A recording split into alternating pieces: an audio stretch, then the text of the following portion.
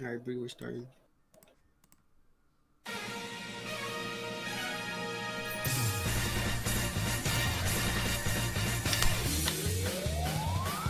I'm tired. Too tired? Yeah. Oh, I didn't. Whoops. I forgot to change the thumbnail for the podcast. Whoops. Okay. Grab an energy drink. I do have a gamer suit set to the side. There's a bottle right here. You chill got the lunch meat. Lunch meat?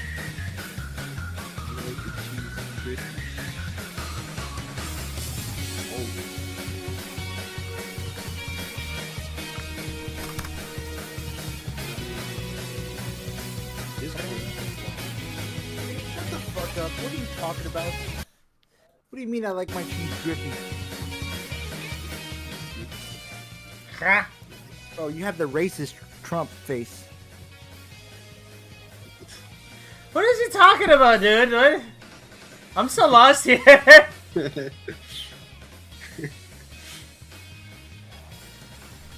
My co-host, everybody. My co-host. Alright. What I... It's not your fault. It's Chill. It's always Chill's fault. Yeah, that sounds about right. Blame everything on the goat. Anyways, why haven't we started yet? We have started! Yeah, we're starting right now. Bro. You said you were ready. Yes! Oh yeah, I am ready. Jesus Christ, You're bro. like, what energy drink did you get? Me? Yeah. I The got other person. fentanyl. Bro, how did What's your up, broke ass get fentanyl? Bro. I had to do some things I didn't want to talk about, I'm gonna be honest. Saki $5? No. But I will do it for 100. Saki $100? No, but I'll do it for more actually. I was about to say I'll do it for less. What the hell? Hell no. Anyways, chat, what's For good, y'all? less. Hell no. Hey, so I'll do anything if you could scratch the 1.4K. Anything? Anything. Anything for 1.4K? Is that what I heard? Why did you No. That's crazy. No, yeah, I'll do anything for 1.4K. That's crazy. That's wild. if you give me 2K, you can disregard the 1.4K. Ah, okay. Yeah. I bet when I get 2K, I got you. Give me like 4,000 years and a bunch of fentanyl. What is it with Anyway, you and chat, what's fentanyl, up? bro? Addict. What's up, What's chat? up? We started and you didn't introduce anything. Like, you were like, what's up, chat? We're here. Normally, you're like, what's up, chat? And now you're just like, Me? yeah. I'm do you have a I'm signature tired. intro, I'm dead Start inside. drinking that energy drink, bro. Huh? Start drinking that energy drink, bro. Right You got here. gamer Thanks, substance? drinking. Well, let me finish my regular bottle of water first, and then I'll swap over to the gamer subs. I'm just tired, bro. What's good, Daga? How What was up, the other Daga? person's stream? And are they better than us? I What's don't up, Daga? Why is your ass on? Actually, never mind. Let me not criticize you.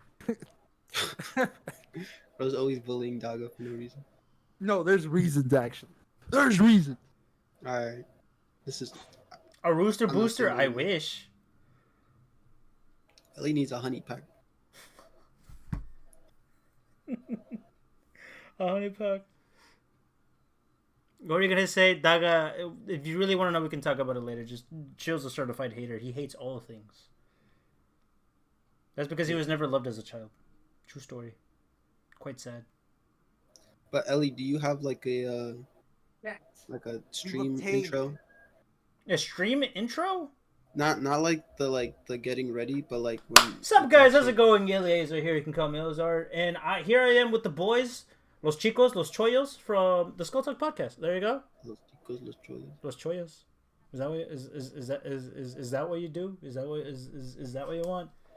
I don't know why, but like it's kind of hard for me to do my old intro. I find it, I don't know, kind of cringe. That's why I don't do it.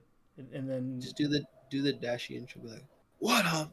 what up? It's your boy Dashi here. That took a lot of energy out of me.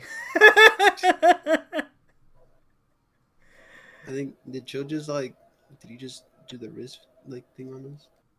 Did he? Oh, he did. Chat, what the fuck? Chat, I hope you know this. Oh, We were supposed to start already. You've obtained the secret documents. Okay. Do you obtain Why he got a stick? secret documents containing everything on the podcast right here? Why'd you print out?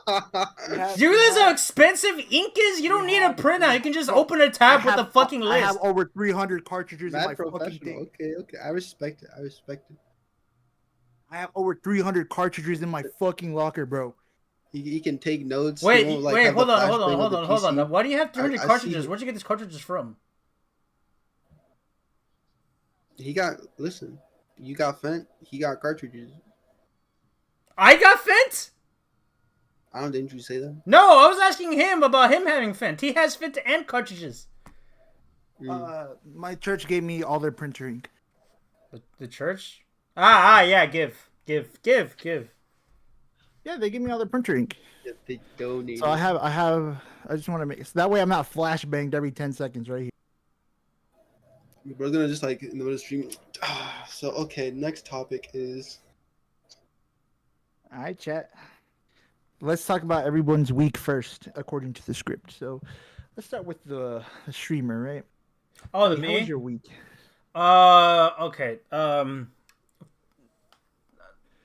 This week was fucking horrible. It's fucking dog shit. Chat, you I mean, Ace and Chill, no. My mom puts me through some of the most stupidest fucking shit ever. And the thing is, I don't hate my mom, but she's the most frustrating human being I know. And this is why I be balding sometimes, why I be getting gray hairs and shit. It's just the most stupidest fucking thing, man. Like, I just can't wait for the day I move out, because I don't have the money to move out. That's the issue here. But yeah, this week sucks ass. Fucking sucks. at least you got a mustache though. Hey, at least We you all just have split in the mustaches in here. I know, Yes. like think of it. You gotta be grateful with the small things, Ellie. Like think about how many people don't have mustaches that like wish they had mustaches. None of us are responding to that shit. Nobody, bro. This dude. Bro. Hey, buddy, you look good in the hat, though.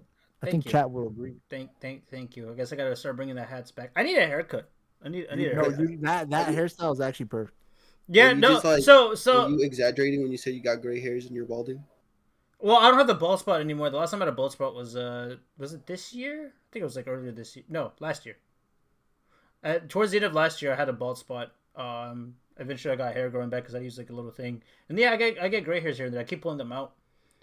Like the serum? Fun fact: pulling your gray hairs does not encourage the growth of more gray hairs, but my mom stresses me out so much that more gray hairs keep growing anyways. So that's what's happening.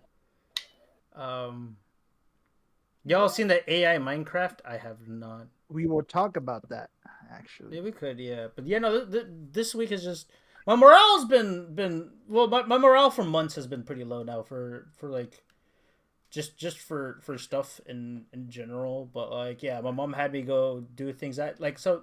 To put it simple, she bought a trailer for $3,000 and she aims to flip it for $30,000. She dropped a couple of Ks to fix this and whatnot. And for Monday and Tuesday, she had me not go to work to drive an electrician all the way out, like about an hour away. It's like an hour and 15 minutes just to make sure the trailer is all wired up because there are certain outlets that don't fucking work.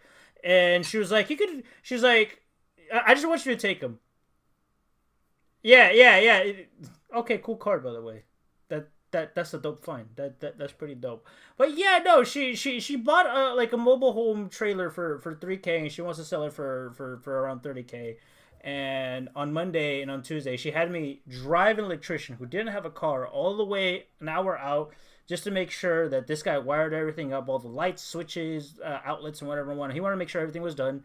And it was eating to my time for work because, mind you, I am a DoorDasher. I drive around for work. So it was eating my time and it was eating up my gas. And my mom only paid me for one day and she promised to pay me for 2 days. So that fucking sucked. And then this weekend we had the Diwali festival in town. And thousands of people come and show up. And it makes traffic annoying, a lot more difficult. And I already missed 3 days of fucking work.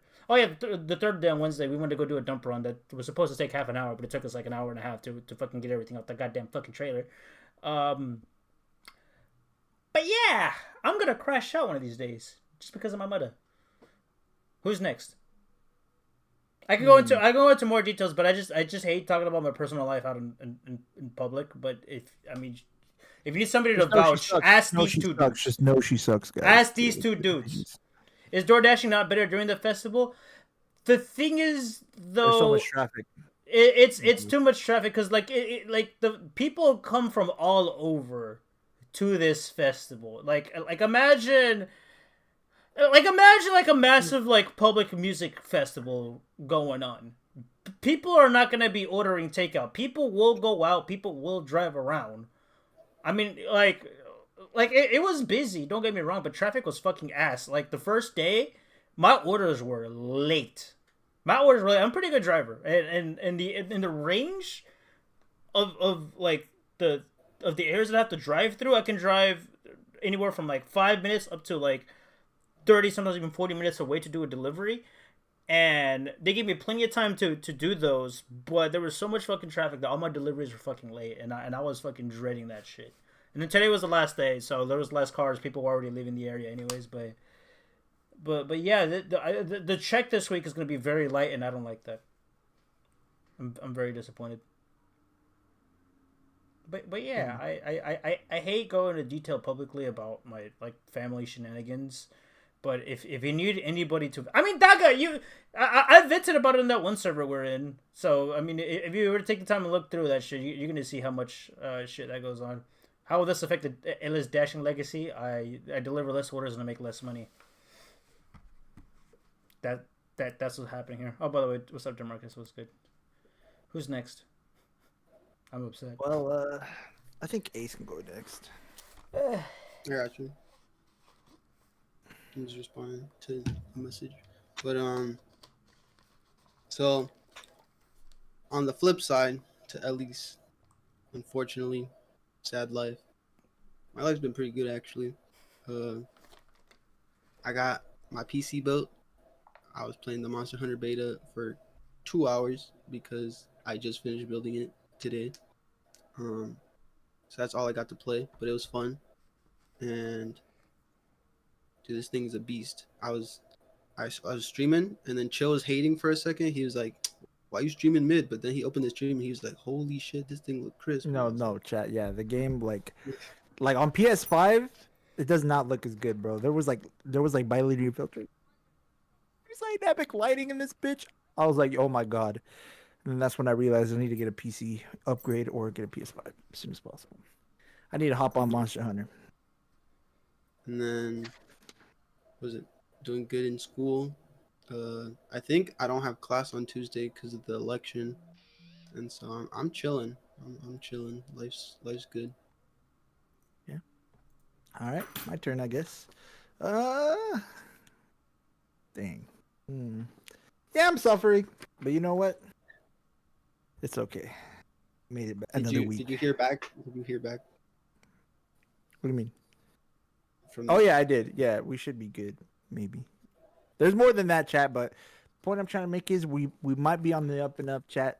It's been suffering, but never gambling again.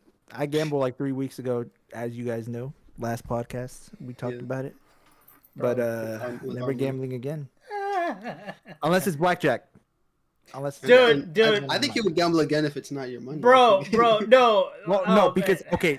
Obviously, chat, y'all know last week, this dude was like, bro, $100 put it on black. I'm like, fuck it, and I bought, and I recorded that shit, by the way, on my phone. Yeah. And we lost. But if it landed, it literally was it. But that's just chance. So here's the thing: Ace gave him $100.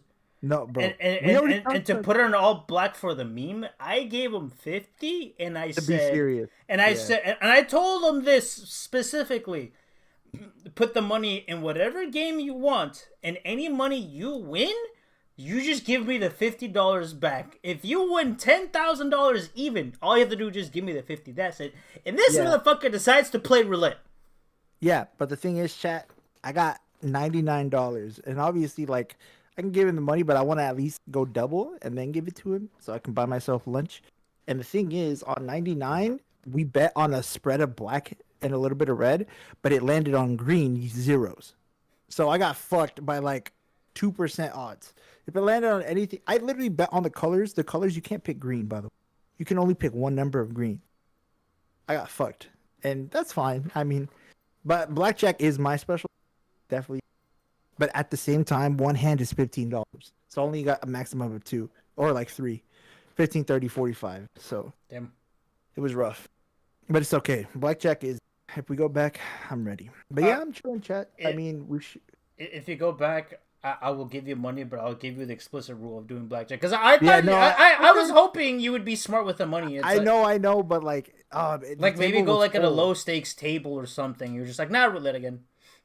No, because roulette, because like 15. You know what you could have done. You could have gone up to like 99 on roulette as you did, and you'd be like, all right, let's go somewhere else. Yeah, and Yeah, you're right. Double. You're right. Yeah, you're right. I fucked up, but it's okay, chat. What's the learning experience? I think we're on the up and up. We should be goated. I should be okay. Both of these two back soon, hopefully. Even though they're not asking for it, but I'm gonna do that. And yeah, we're chilling. Also, I printed out the sheet because I'm professional like that. This is literally my work experience pulling up right now. Yeah. Every day I had to fucking do PowerPoints, documentation. It could be worse. You could be like me, applying to 12 different places with no interviews or any callbacks. Oof. Hey, but guess what? We got our boy Ellie at least one interview. You know what I'm saying? We did. No, I tried to be a driver for a pharmacy. Unfortunately, I did not get the job. It didn't work out, but he did get the interview. I did get the interview. Yes. He did get the callback in the interview. So, and we're probably gonna work on that too. So, next 3 podcasts, Ellie might have a job if he gives me Indeed login. So don't say that. Don't say that. I can get in trouble for that. Genuinely. I mean, don't give me your Indeed login. I mean, give me your Indeed login so I can check that you did it. If you keep saying that, I'm gonna say some things too. Chill. We will be a mutually assured destruction. We will be mad. Okay. We will get mad in this podcast. There's a joke, chat. None of this is real, by the way. I will crash out and take you with me, bitch. I know. I wonder if you actually can. But yeah. All right, chat. That's it. So now we're gonna get started on the fucking paperwork, okay? Bro. So let's. Ubisoft is up to no shenanigans. Okay, so let's get. Dude, okay. So do we start with the top or do we go Ubisoft now? Dude, I think we should just focus on Ubisoft because Ubisoft just fucking blew their load up. Let me introduce this one then. Okay, all right, chat. So as you guys know, we love to talk about Ubisoft on this podcast. Not really. If we had if we had a drink every time Ubisoft was on the podcast, we'd be fucking dead, probably. But every 2 weeks, to be honest. So we have multiple things on Ubisoft. Should I take 3 shots today? Right. So here's what's happening, chat. We have, first of all, as you guys can see, Ubisoft is explaining ideas for Rayman 4. So they confirmed it. 2 weeks ago, we talked about how they were gonna do that, or how they closed the Rayman studio down. But it turns out I'm working on it. And yeah, let's talk about that. Okay. Here, well, oh, wait. so there's okay. No, hold on. Time out. You need more. Hold on. Time out. There is a 2-part to this Rayman thing. Yeah. Because we did not actually talk about the Rayman studio shutting down. That literally happened the day after we finished the last episode of our podcast. Yeah. I shit you not. That was literally the day after, chat. So there's 2 parts to this Rayman thing. One of them is that they are working on they're thinking about what to do with Rayman 4. They want to do something with the Rayman IP. However, at the same time, they shot the studio down that makes all that stuff. The most recent title was the Prince of Persia game that apparently was pretty good, which I kind of want to try now. Kind of wish I didn't miss out on the hype train for that game, but that studio that made the recent Prince of Persia Metroidvania, 2D Metroidvania game, they also made the Rayman games, and Ubisoft axed them. So what the fuck is going on? Because there's supposed to be a correlation between Rayman and the studio, but that studio is gone. So what is Ubisoft going to do now? Yes, Who chat. knows? We're taking 3 shots. Is that sochu? Yeah, except Isn't sochu like a type of beer? yeah. So we have Sochu You're taking today, 3 chat. shots of a beer? No, I'm drinking the whole fucking thing actually. Okay. I was about to say, what kind of... Yeah, that's fucking good. I can barely see your face, but I can tell that it wasn't good. No, it's good. It's just it, You're it just... has a punch. You're just It's really squinched up. No, it has a punch. Like it had a punch I didn't expect. But yeah, chat. Ace, what do you think? Well, actually, I don't know if you I think. think anything, but yeah.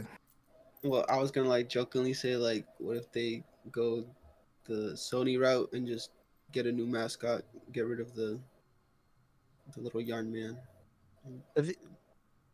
Well, I mean, they already did, bro. Technically, it's called Ellie. Ubisoft? Yeah. But yeah, no, I think Ubisoft. I mean, the thing is, chat, on this paper, there's more about Ubisoft that ties into Rayman 4. Well, the 2 big things is that, one, they're exploring a new Rayman game, but they also got rid of... Well, there's other Ubisoft things, too. But like, if we want to talk about Rayman, there's a second part to it that we got to talk about as well. Yeah. And that being that the Rayman studio is gone. What do you guys think about Rayman in general, though? I haven't played... So, the only Rayman games that I have played is Origins and a little bit of Legends. And I really liked Origins. I haven't played enough of Legends to fully grasp it. But I did see a video on Legends, and apparently the best way to play it is on the Wii U. Because the non-Wii U ports of the game are not great. And for those who don't know... so there was a lot of... There's like... part of the level design for Rayman Legends, the levels are meant to be played on the TV, of course, but there are certain interactions or certain levels that have to be played through the gamepad. And for the ports of Rayman Legends, instead of having the gamepad, because obviously, you know, PlayStation doesn't have a gamepad or Xbox or PC or whatever, there's like a little fly dude that flies around and does those interactions for you. But it takes so long for the AI to recognize you've reached a point in the level where it has to do its job.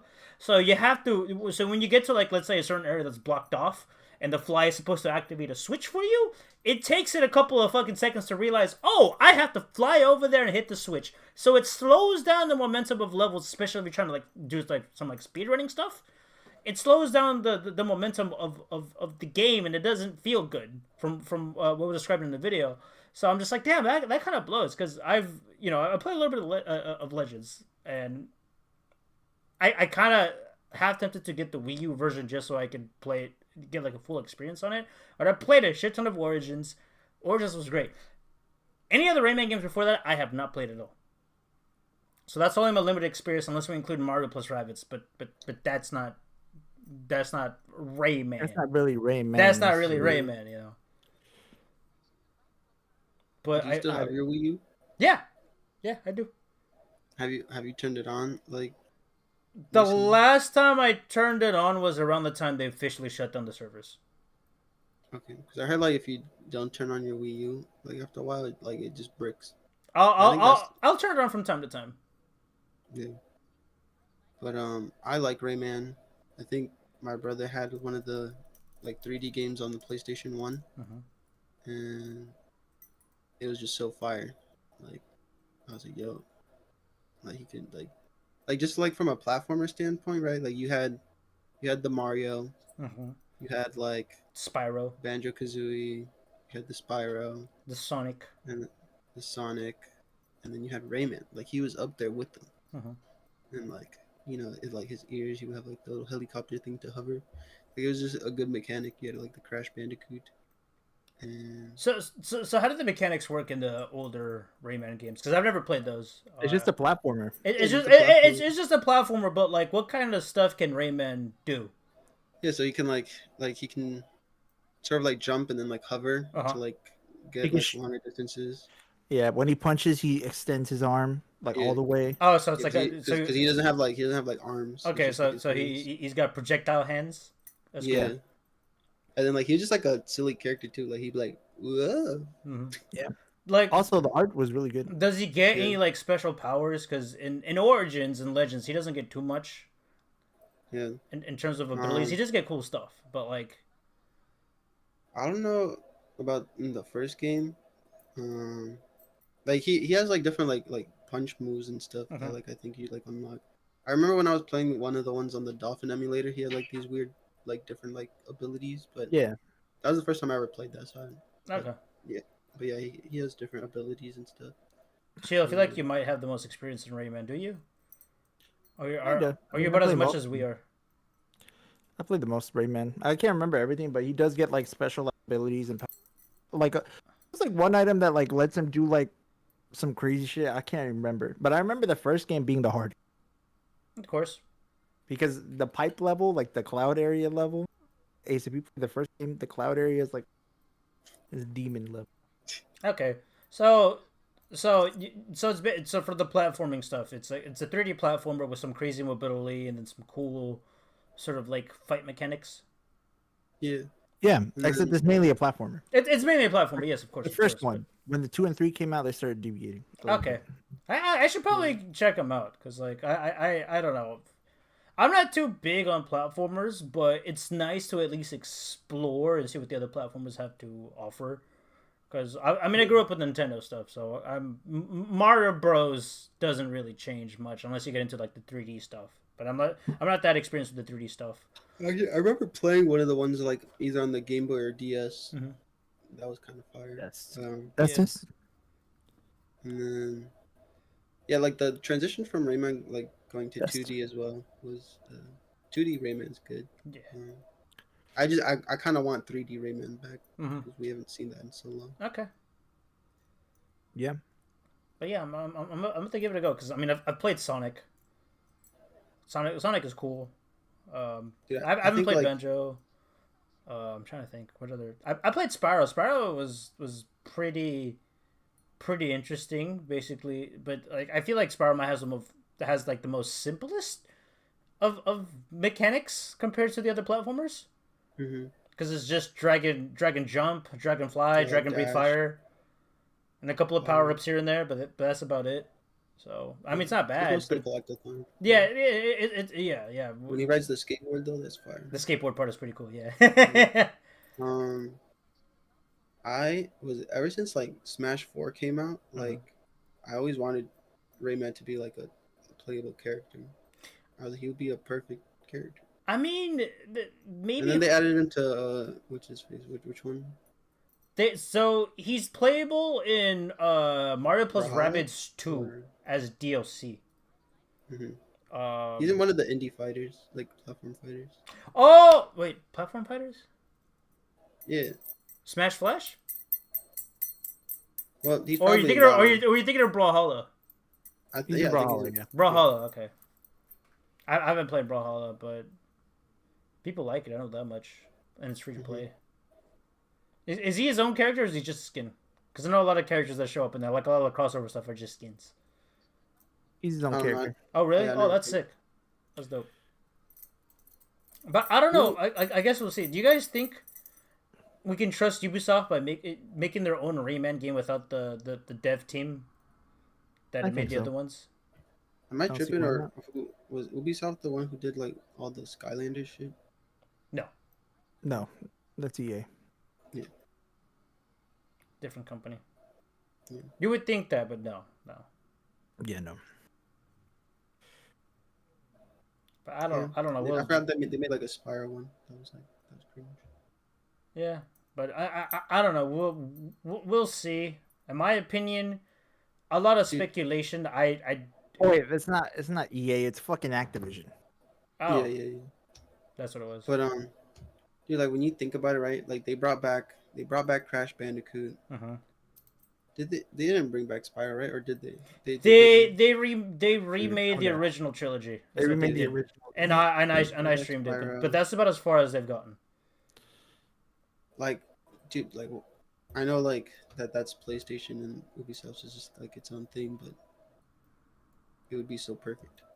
It would be. It would be because like as Dude, awesome. like people complain about this console generation having a lot of remakes and remasters, but I feel like part of the beauty of the remakes and remasters is one, it preserves old games, but two, it also introduces a new generation to these games because like a lot of these games are gonna like if they don't get remastered or remake, they're gonna get stuck in whatever generation they're at, and that's like that.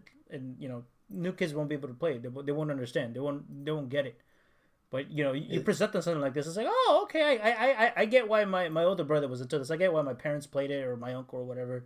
It'd be dope. It'd be sick. But so I'd agree this would be like the perfect time to do it. But I don't see no Gen Zers talking about Rayman. No, because they haven't made a new game in fucking forever. They haven't made a new game in forever, and they probably didn't grow up with it. They probably heard it. They probably heard some things here and there about it. They've heard references and whatnot, but it's like that's not part of their generation. If they do, it's probably because again, my older brother had this game when I was little, and I remember playing it. It's like, oh yeah, that thing. Yeah. So if Rayman 4 does exist and it's good, it did exist at some point. No, but like this new iteration of Rayman 4. Oh yeah. But I don't know.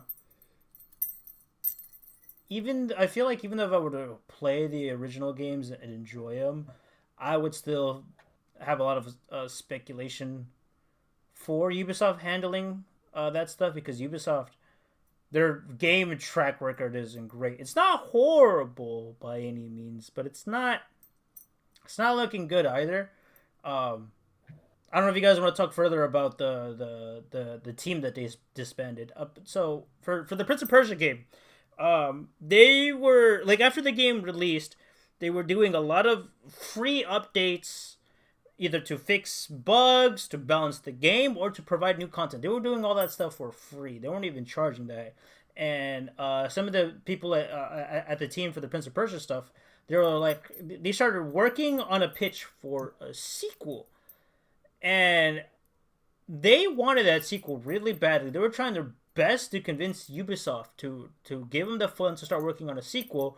But Ubisoft told them, no, we're not going to do that because we don't want you guys making a sequel that will outsold and outperform the first game.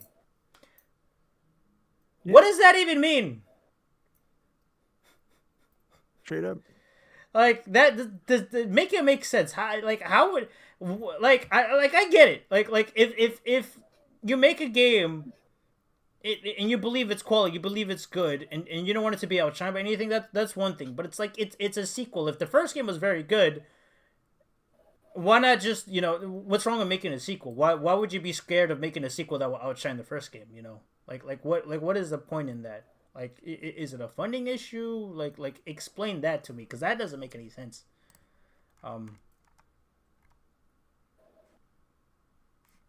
I don't know, dude. There's just the whole situation is unfortunate now, and there's a lot of speculation on my part out of that shit. I can't trust Ubisoft yet.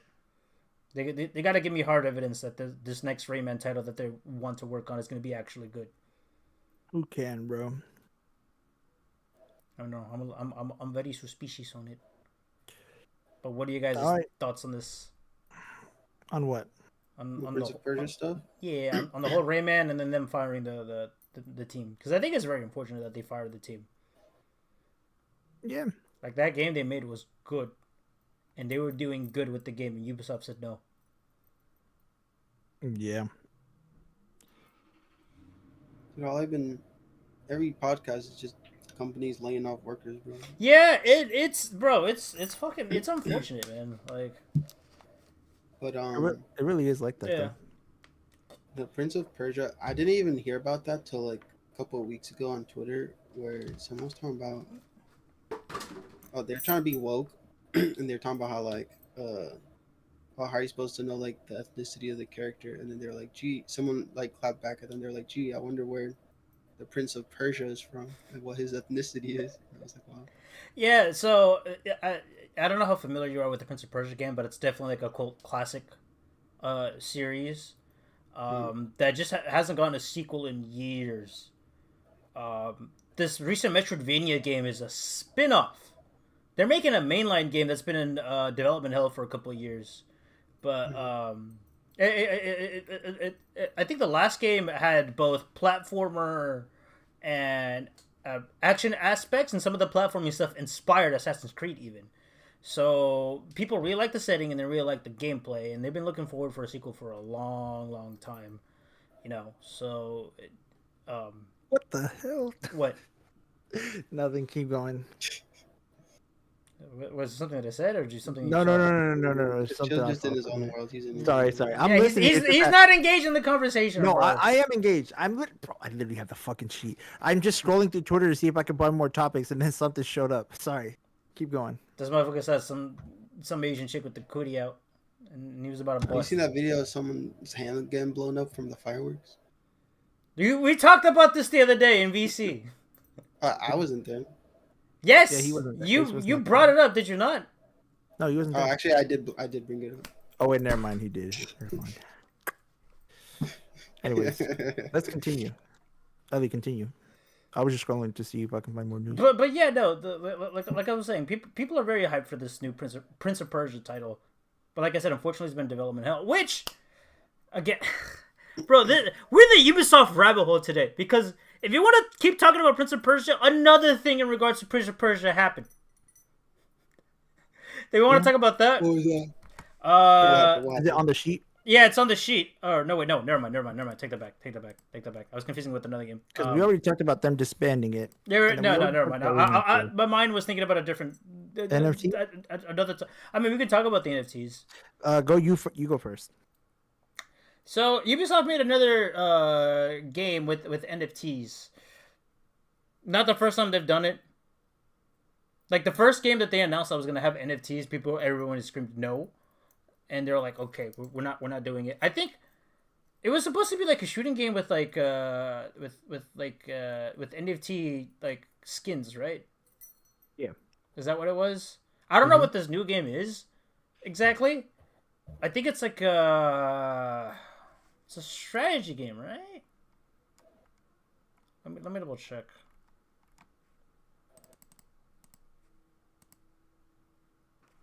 Ubisoft launches first ever blockchain game with NFTs costing up to 5,000 euros. Now, again, this article is British, which is why it's in euros.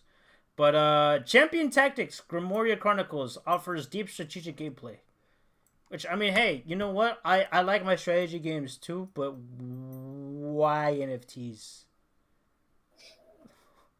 Yeah, no, I agree. What the fuck? But then again, didn't they make a NFT game already? They made an NFT game, but that game didn't make it to release because Ubisoft was proud to announce that game, and the whole entire gaming community just said, "How about no?" And then they scrapped that project before it even came out. But this one, I think they shadow released it or something like that. Yeah.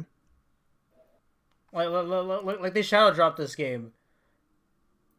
And because they shadow dropped this game, like no one can really tell them to stop now because they did it. They did the thing, right? And it's like, why?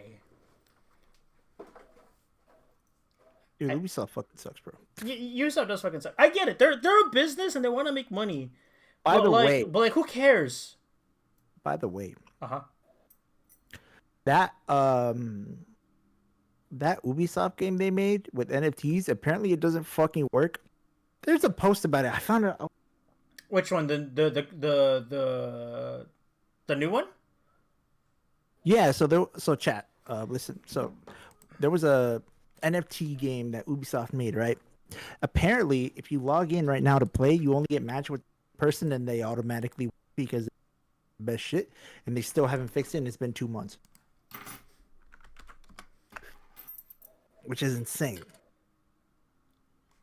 That's what I'm talking about. I don't know if I can find the source anymore, though. Ace, what are you doing Bro, right this shit's not even on Steam. On Twitter.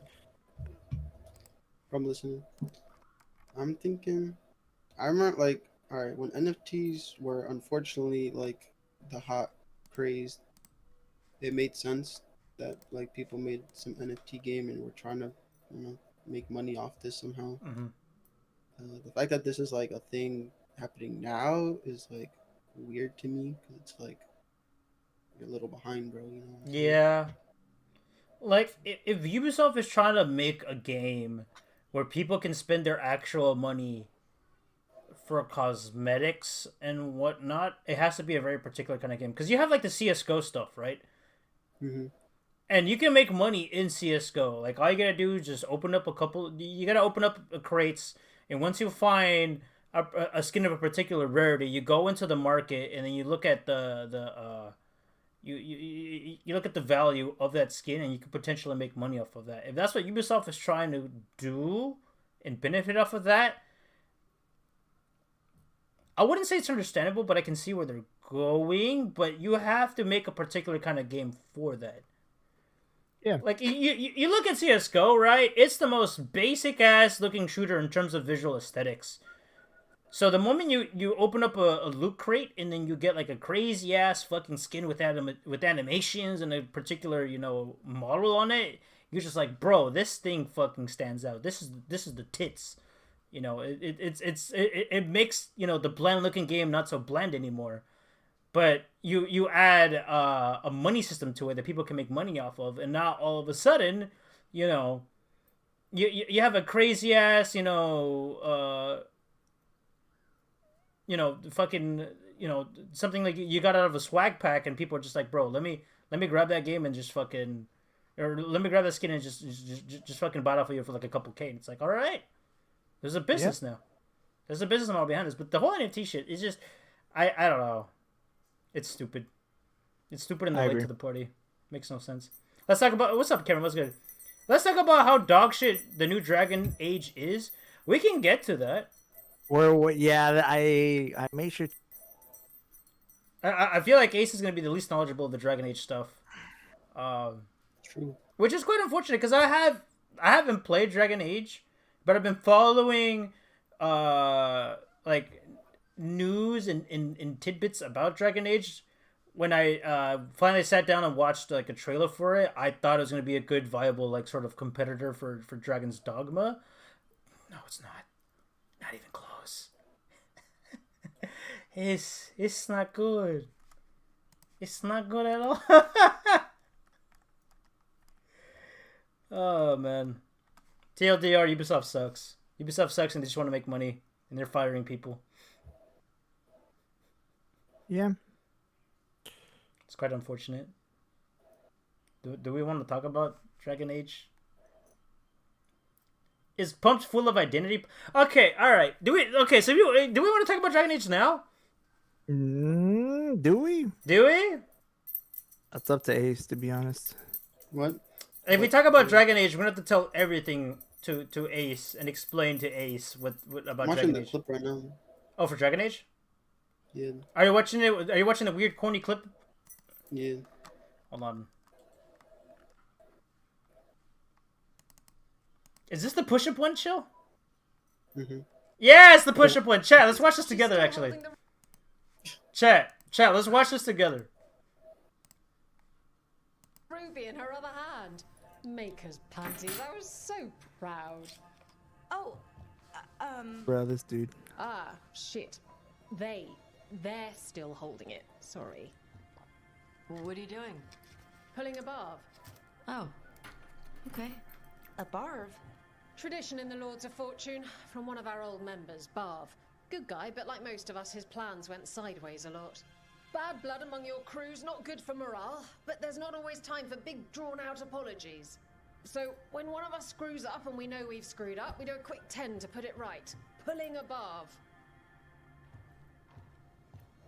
Oh, there we go.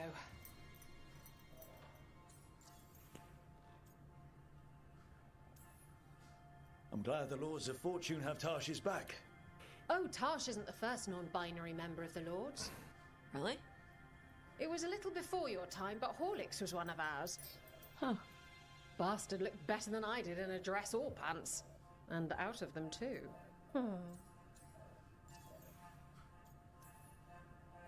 Any reason you can't just apologize? Bro. Sometimes people say, oops, sorry, What's this and hope game that even fixes about? it. But they just want to get the whole thing over with. Trust me, I know. But pulling a barb, you sweat a little. Makes you think about it a little more. Shows the other person you mean it. What if they mean it when they say they're sorry, though? And that's the other reason. Some people mess up and get all dramatic. They make it about them.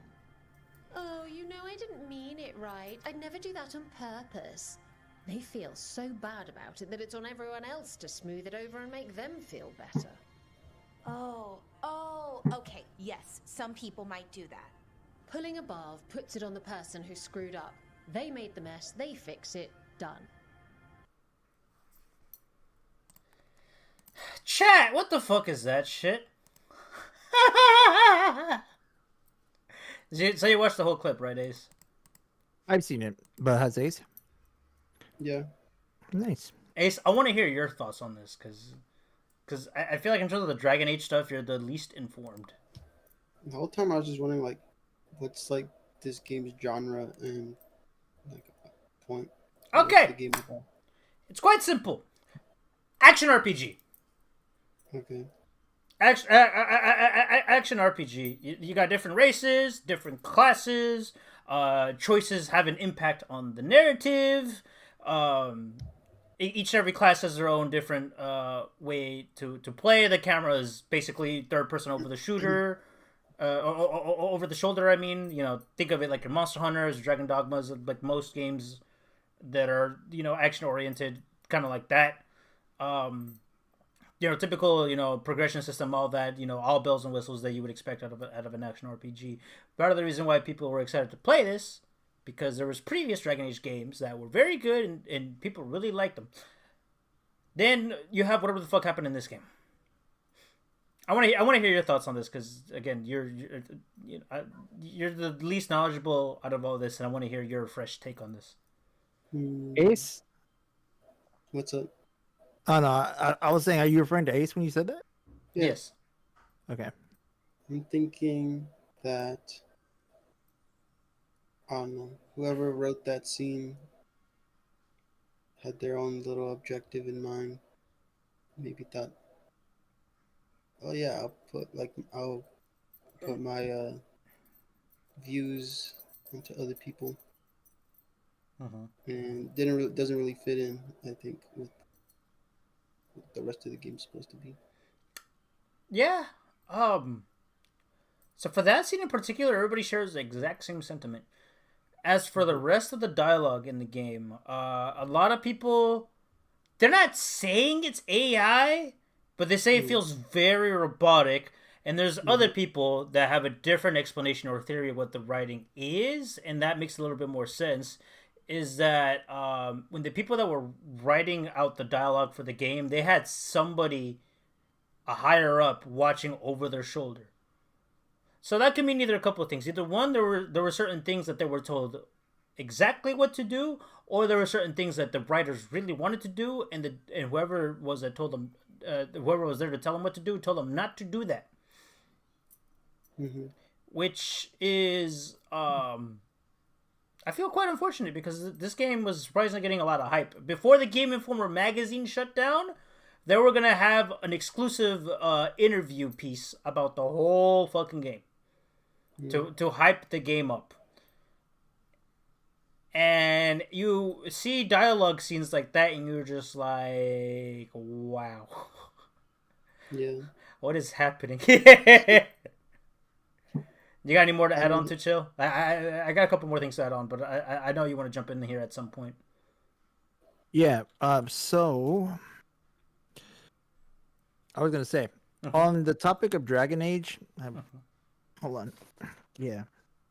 So, yeah, I mean, BioWare has always been like that, to be fair. Like, they've always been trying to do shit like, that. But, like, when you have, like, a fantasy, like, aspect to your game, it feels weird when you're, like, trying to pander this hard. Like, you can do it right. Yeah. You can obviously do it. No one has a problem with you stuff.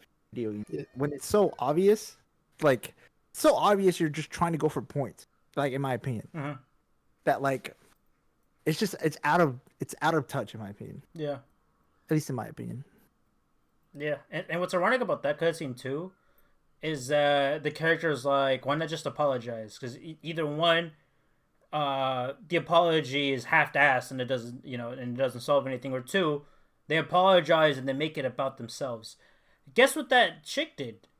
instead of apologizing, she started talking about the barv and explaining the barv while doing push-ups. By the way, she mentioned it was supposed to be 10 push-ups. She only did 5. So she went on a whole spiel about the barv instead of just saying, I'm sorry. Yeah. The irony, Jesus Christ. I don't know, dude. It's just it fucking sucks. But again, I've been following this game closely because I saw one content creator. He managed to play. He got like an early viewing of the game, and he managed to play like the first chapter, or I think he managed to play the prologue. Him and a bunch of content creators, and from what it seemed like back then, the game seemed to have potential. But now that the game is out, again, a lot of this dialogue is just very robotic. You have the whole DEI stuff going on, which is not great. I've heard the combat is good for some classes. Other classes are boring. The classes are boring at worst and amazing at best. So you have so not all classes are cut out the same. And the best way I heard the game being described as video game junk food, where you can play through it and you can potentially enjoy it, but it's not the best thing out there. And you know, if you want to play something better, there's definitely a lot of stuff that's better out there. It's not on there. So taking notes from Baldur's Gate 3. I mean, they could have, but like there's so much went into. So the thing with Baldur's Gate 3 is not just any kind of RPG; it's a CRPG. And CRPGs have a lot of moving stuff going on. And to put that into an action game, that's a lot of work to be done. It's doable. It's doable, but like, yeah, no, it's just like I feel like there was like a lot of hype with this game, and people had like a lot of hope, only for it to be torn apart by this, you know, pandering, this, you know, not so interesting dialogue. And why are you on Street Fighter 6, Chill? I was just booting it up. I'm testing something. Go ahead. Testing something. I'm running some mods. He's not engaging in the conversation. Oh, some mods. No, I'm running some mods. Yeah, because I was bored. I was just downloading. Yeah, but I'm engaged. I was scrolling on Twitter and everything. Like I said, my opinion is just that you could do it better, right? But it's so obvious. So obvious. I don't. My whole thing with like identity politics. Like imagine if like I walked up and I was like, "Hey guys, you know, I don't really think we can call he him. Can we? We could do it more subtle and better writing. It's a crutch to writing." Yeah, my whole thing with pandering and whatnot is that you don't make it about who they are. You make it about what they do. Yeah. So like Miles Morales, he's not cool because he's black. He's cool because he's Spider-Man, and he's black. You know, that's how it should be done. You know, if you want to make a badass female character, you do it because she's a badass and then a female, not a female then badass first, and then badass after. That's kind of annoying. Yeah. You know, I mean, like some of like as an example, like some of the best female characters out there, it's because they're badasses first and then female after. You know. You can do the same thing with race, ethnicity, religious beliefs, all that. That's just how it should be. Like if you wanted to, you know, put something, you know, like if you want to pander to somebody, it's fine. It's just there's a way to do it, you know. Yeah. But I don't know. It's just exactly. But what do you think, Ace? I mean, we've already said a lot of stuff. I mean, I think character designs are kind of cool, but. Yeah. Oh, that's another thing too. People were complaining about the art direction. So the what would you consider the art style for the clip that you just watched? Would you consider like realistic, cartoony, semi-realistic anime? Like what would you consider it? It looked like it had a bit of an identity issue. Like didn't really look like it knew what it wanted to be. So it looked like a little fantasy. Mm-hmm. And then yeah.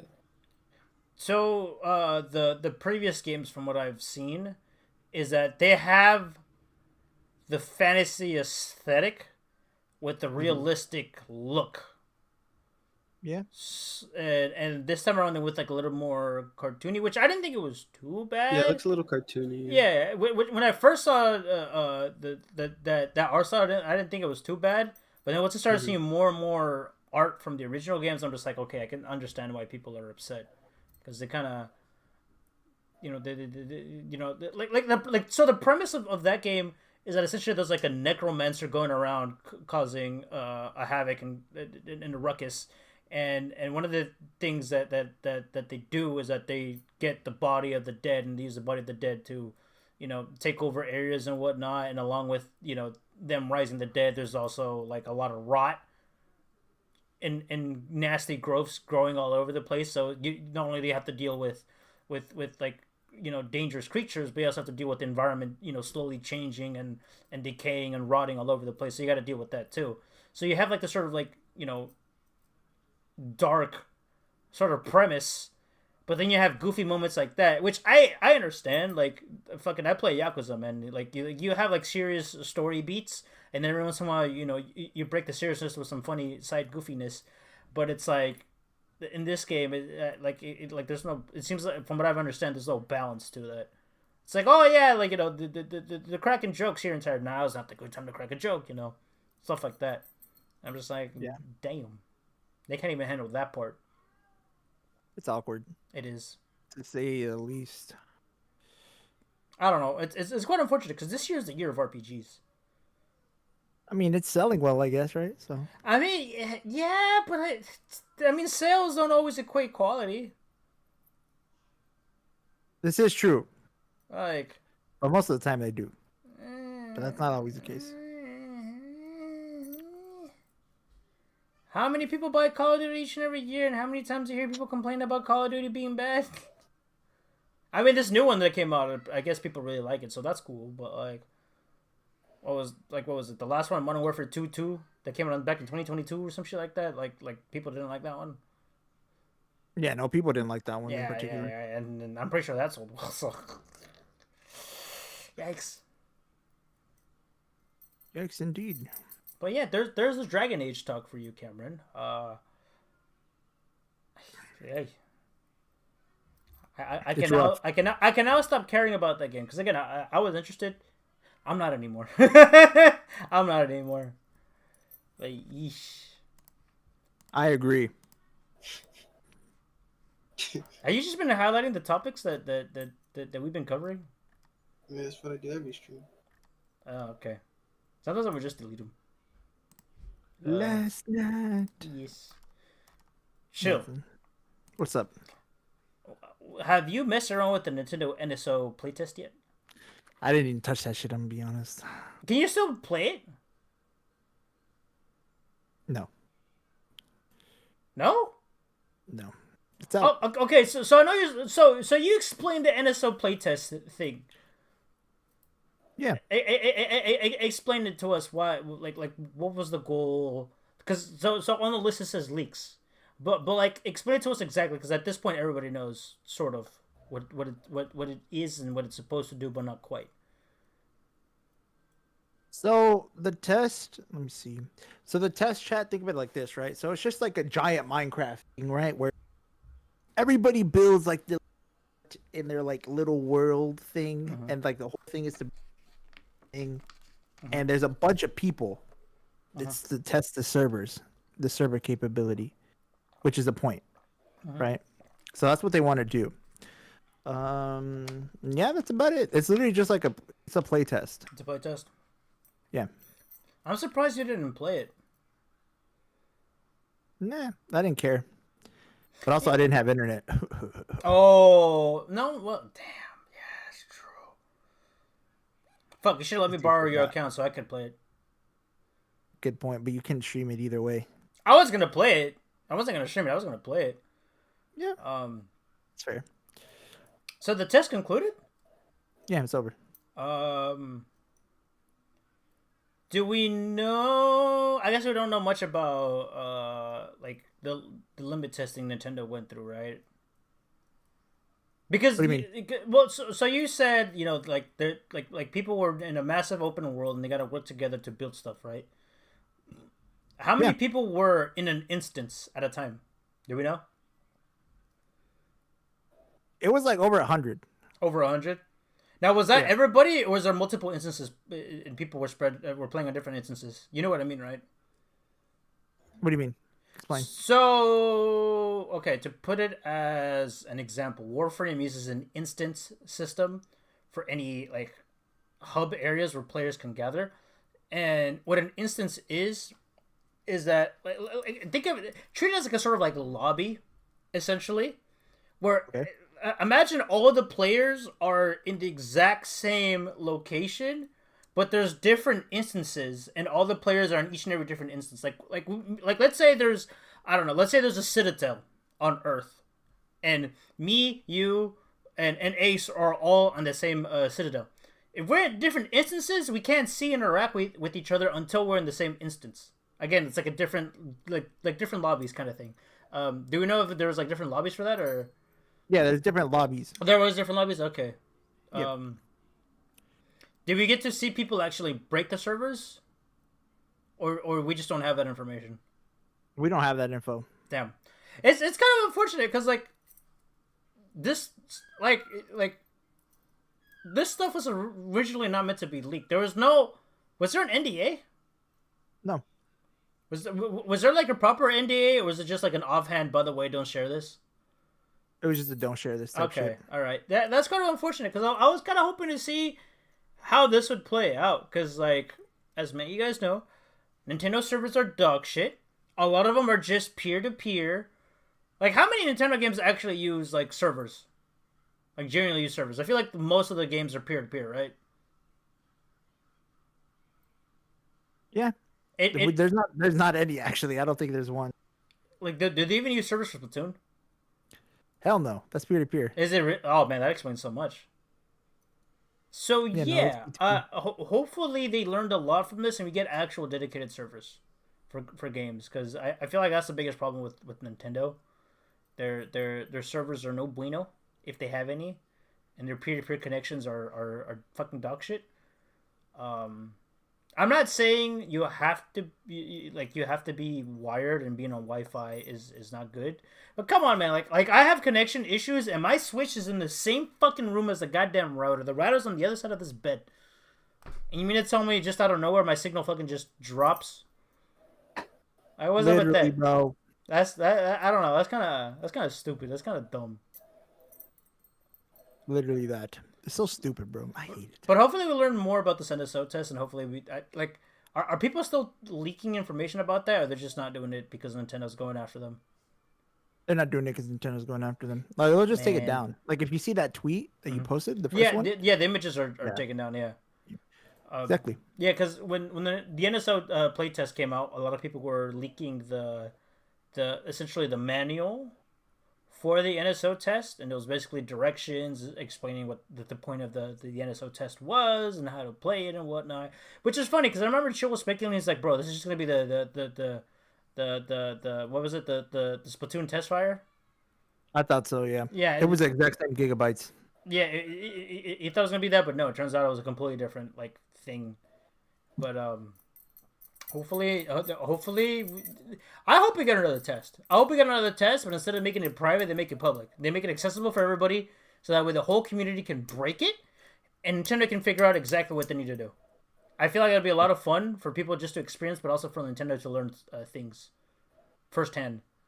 Because the problem with doing like private like betas and shit like that and whatnot is that it doesn't. It doesn't take into account what would happen to servers if you make them public.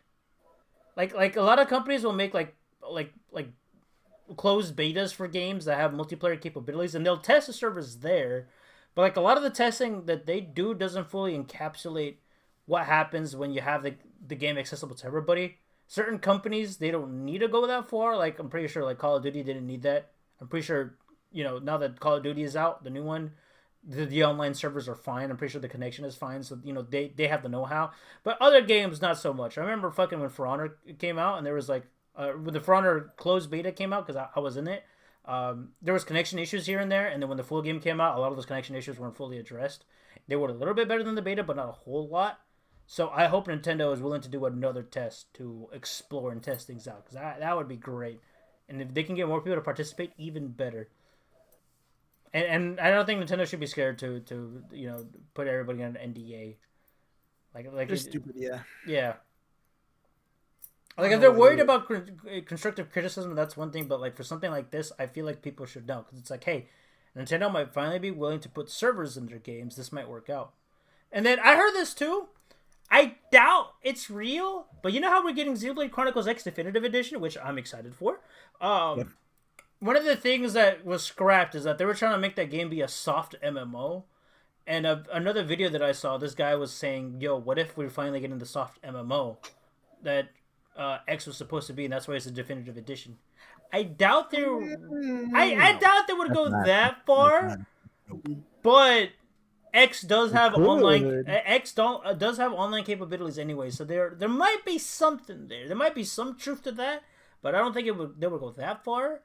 But again, I am definitely curious to see what Nintendo is cooking with this. I hope they finally figure dedicated servers out and we finally get better connection. I think it'll be good.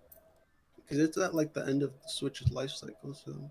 I mean, if like, who knows? Maybe this will upgrade the Switch's online framework and it can be transferred over to the Switch 2, or maybe this is exclusively for the Switch 2.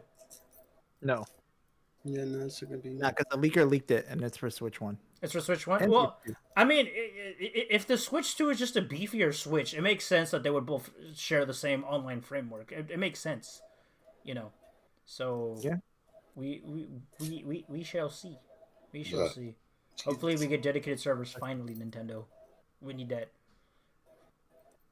bro. Nintendo, upgrade your online servers, and I will upgrade my yearly plan from the $20 to the $50 tier. I will do it. I will do it, but yeah. Speaking of which, chat. I don't know if you guys know, but Nintendo Switch just announced a fucking. What? I don't forgot. You got the paper right in front of you, bro. You got the paper right. I thought you were prepared. I thought we didn't add it. Yeah, add what? We didn't add it. I didn't add it to the paper. Like they announced a music app. That's what I meant to say. They want to talk about the music app? It's mid. It's yeah, mid we as can talk fuck. about it for like a minute though. We can talk about it for a minute. It's mid as fuck. We can talk about it for a minute. They said like, oh yeah, we'll bring a lot of like classic OG music, and they don't got shit there that can't. So I don't know about you guys. I've had the app crash on me. It takes a while to load at times, depending on your connection. And Chill, you're an audiophile as much as I am. I don't know if you are an audiophile, Ace, but that quality for the music is not right. It's not good. Yeah, it's not.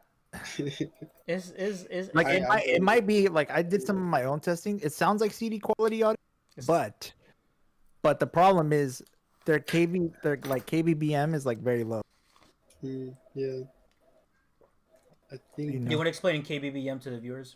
Okay, chat. So like KPBS, that's the amount of audio that transfers when you do something, right, chat? Mm-hmm. So what happens is that when you like download an audio, typically MP file, you can either it's larger in quality depending on how much you have storage of audio. So like maximum is 320 for MP4s, which is typically what streaming services use. Lowest is 144 kbps.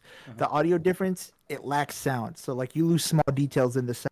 It sounds empty when it's that tiny, which is what the Nintendo Switch app is. Yep. And that's a problem because it has high quality streaming, but not really. It has high quality streaming, but what you're streaming is low quality. So you get low quality regardless. Exactly, yeah. Yeah, people were complaining how like they don't show the composers or anything, right? Yeah, they don't show that. You think that's part of the reason why they're not putting their music on streaming services? Because on the one hand, I get it. Nintendo doesn't want to shield the money for it. But on the other hand, like, each and every video game company that puts music on streaming platforms, they have to take into the account composers and all that. And it can get messy. So you think Nintendo Exactly. just doesn't want to go through the trouble of doing all that? Exactly. I think so. I mean, they're definitely for the older games and And stuff also too, right? Japanese, like the culture there is different. If I'm being honest. Yeah, Yeah. because like so because like I think with Capcom, you have the Capcom sound team for a lot of their music that they upload, but then there's a bunch of stuff that's their music, but it's not under the Capcom team name, I think. Yeah. Exactly. And that same ideas apply to other companies. I think Sega's in a similar boat, and SNK is on a similar boat too. And Konami, I want to say, where they have the dedicated music teams, but they have other stuff that they technically own, but it has to go under a certain group or different groups or different artists or whatever, and it's a mess. You know. Yeah. But I don't like the app. I hate it. I don't. Yeah. I'm gonna be honest. I hate it. I mean, Dude, I don't know if y'all remember, but like I remember like years ago, people saying like, complaining that like, oh, like Nintendo doesn't put their music on like a streaming service, and like people talked about like, Yeah, like people were complaining, but Yeah. like when people complained, they would talk about putting it on Spotify. yeah, And instead, what did we get? I feel like I remember the idea of someone being like, oh, they should like make their own like platform to like put the That's music stupid, on at though, least. to be yeah, honest. yeah. I mean, Such a stupid idea. the best part about this app is that it's tied into your Nintendo Online subscription. Yeah. So it Yeah, gives so you. now you can't. Technically, you can't complain. But You yeah, could still- it's Now you it's- can't complain. Yeah, now you can't complain because now they have their music out. But it's like So stupid though. Still. I don't know. They should have got some consultants or people that worked at these other like music studios to give them advice on how to navigate through this shit and whatnot. But it's like, Hey, bro, what if you're I just a agree. normal person that just wants to listen to Nintendo music? I mean, yeah. I mean, I guess if you're the average person that really doesn't care about the finer things, go ahead. But at the same time, if you have a subscription to YouTube Premium, you have access to YouTube Music, and you can listen to the uploads of Nintendo through YouTube Premium, which is what I do. And of course, there's also the covers as well. So you get the best of both worlds. You get covers and the original pieces that people, that fans uploaded and whatnot, and you get to hear all that at a better quality as well, compared to the Nintendo music app, which is not. Again, the app is mid. I don't know. Yeah. All right, let's move on. I just like I'm done with this. But yeah, Yes. Is you good? music app sucks. Yeah, the music app is terrible. Yeah, you get the point. Yes. Do you guys want to talk about Concord shutting down? Did we already Yes. talk about did the NSO, did we lead into that with already the... We hitting already issues? talked about the NSO playtest. That's what Joe was Yes, we explaining. did, earlier. dude. Talk Talk about the about that, heating yeah. issues though? The what? The heating issues? Oh yeah, apparently the recent Switch firmware update was causing heating issues, where the Switch would the recent firmware update doesn't kill your Switch, but it stays warmer for longer periods of time than it should. Like as if the Switch is still running after you put it to sleep or something like that, and I from what it seems like is the issue is it's not like it's a bit concerning, but not enough to be like, oh shit, it's gonna kill my Switch. But it's like it's definitely like a strange thing going on. Yeah. I haven't tested it out myself, but I'm kind of half tempted to test it out and figure it out. I think what was it? I put a Reddit link, right, for the Switch heating issues. For what? For what? Oh yeah, you did. Yeah. Because originally after the update, the Switch would be in heat and download mode, which is a problem. Yeah. I mean, like in sleep mode. Yeah. So let me read to you the Reddit post. Since the latest update of 19.0.0, has anyone else found that your Switch remains warm in sleep, even at full charge on the dock hours after any gameplay? It's as if it isn't able to reliably and consistently go into full sleep mode anymore. Along with the heat, it seems the faster battery drain can be seen when undocked, since it can't really sleep anymore. And there's a couple of threads about that. I guess all we can really do is just wait until there's a new firmware update to address that. Or I imagine just don't put your Switch on sleep mode anymore. Just completely turn it off. Yeah. But like, so far, it doesn't seem like it's a serious issue yet. It's definitely something that you can be concerned about, but nothing to panic over. Something you just want to keep your eye out on. So far, there's no more details on it yet. I guess we'll see if anything changes on the next firmware update. Which, do we know when how often these firmware updates cycle? Hell no. No. They just dropped are they just what was that? They just drop. Yeah. But yeah, no, Chad. If you have a Switch and you know if you notice that it does stay hot for longer periods of time and you're worried about something your something wrong happening with your Switch, just properly turn it off after disuse. Just properly turn it off if you don't want to deal with these issues, because like that's the best solution. Obviously, just turn it off. But again, it doesn't seem like there's any prolonged fix yet, at least from what we can tell. Yeah. No. My Switch gonna blow up. Need the 2 ASAP. Deadass. Deadass. I know I've been gone a minute. Y'all talking about AI Minecraft yet? We have not. Because they've been too busy talking about Ubisoft. We're talking about like so much shit right now. Bro, we made this list. So in terms of topics, a lot of these topics are short, but there's a lot of things on this list. This is the longest list yet. Literally. But yeah, no. As I was saying, if you own a Switch and you're worried about heating issues and battery issues, just when it's in disuse, just turn it off. Or I don't know, maybe if you're in a cold area, just make sure it stays cold. I mean, we're in the winter after all, so I don't know if you live out in the cold, just I don't know, put your Switch outside or some shit. Don't do that. I'm just joking. It's joke. But yeah, funny firmware problems. I'm not surprised Nintendo. This would be Nintendo dropping the ball, because up until the latest firmware update, I had I kept getting an error code that had no proper solution, chat, for online. Remember when we tried to fix that show? Yeah, that shit was horrible. They fixed it. Nintendo fixed it. Nintendo fixed it with the firmware update, which is good, because so basically, chat. Well, what happened was that it was in intervals. By the way, I don't know how long. It was like every 15 to 20 minutes. My no, don't put it in the freezer. It's choke. As I was saying, every 15 to 20 minutes, out of nowhere, the connection would just drop when I'm playing Splatoon. The connection would just drop every 15 to 20 minutes. There would be an interval. Whenever we play Monster Hunter, at the beginning of the quest, it would just kick me out of the lobby. And I was getting this error code where I searched everywhere through fucking Reddit, Game FAQs, Nintendo support, Twitter, everywhere, and there was no proper solution for this fucking shit.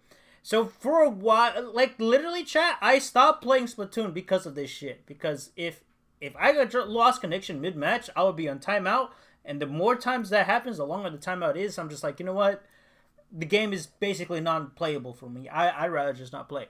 And this recent update finally fixed that, which I'm happy. Because that means whatever I had to do, like regardless of what I did, like it wasn't going to fix it. It had to be a firmware update, which I'm happy. So, I don't know, man. Just, if you ever get an elusive fucking error code that you can't find the proper solution to, it's gonna need a firmware update to fix that. There's nothing. We tried everything, chat. By the way, we tried. Yeah. Let's see. What did I do exactly? I messed around with different Wi-Fi frequencies.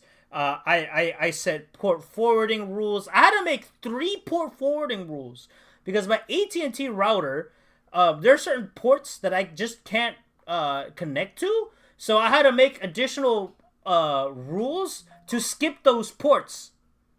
So I had to make 3 port forwarding rules. I had to mess around with the MTU packet stuff. That wasn't working either. I had to mess around with fucking serial codes and shit. The fucking like IP addresses and all that shit. None of that was fucking working. That shit fucking sucked ass. And then the firmware update dropped.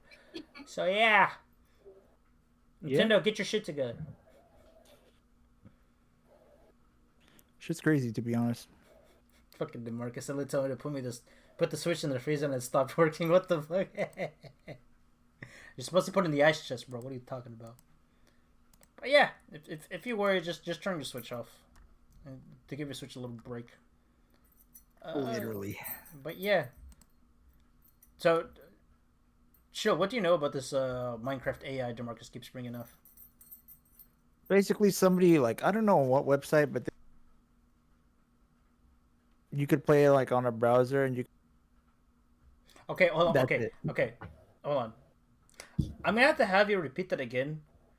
So, I don't know if you noticed, Ace hasn't said a word. You've been cutting off here and there, but the cutoff would be so short that it wouldn't be a big deal.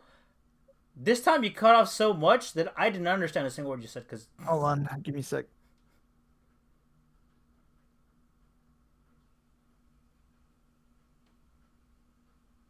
Wait. Huh? he's not even here right now.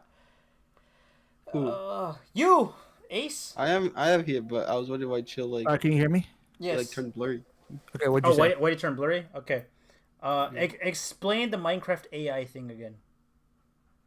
So the Minecraft AI is basically like imagine like generative AI, right? Mhm. Where it generates something. Mhm. But imagine that in fucking like you could play it on a browser. So like it's generating Minecraft assets. So like when you turn in Minecraft, it's already preloaded, but in this it loads it as you turn. So that's what he's talking about. It's very fucking boring. I don't know what Marcus keeps telling me to. I don't know, but let me see if I can find a video on this. All right, hold on. What is this? Is this it? What the fuck? Hit it. I'm in like a. Oh god, that's fucking horrible. It's lava. I'm in the Nether. That's what I'm saying, bro. What the fuck? I'm in the Nether. Now you're in the Nether. Now you're. Now I'm in like. God. Bro, why? What is this? I don't even know where I am. Here's my bigger question. Why would you create that and then just think it would be okay to release it? Yeah. It's Minecraft, but you have dementia. No, it's Minecraft, but you're in a fucking acid trip while your fucking sleep paralysis demon is poking your brain with this long ass fucking fingernails. Why? I don't know, man. This whole AI shit is fucking stupid. Yeah. I hate generative AI to begin with. I hate it too. Just listen. If you have the money, just pay an artist for things. You know, if you have the money, just pay an artist for things. If not, just don't bother fucking using AI, or maybe spread your word or whatever and whatnot. But like, don't just try to sit there and be like, yeah, AI is the future, and you just made fucking ugly schlop. Okay. And I feel like all these people that do AI stuff can afford it anyway, so fucking do that shit.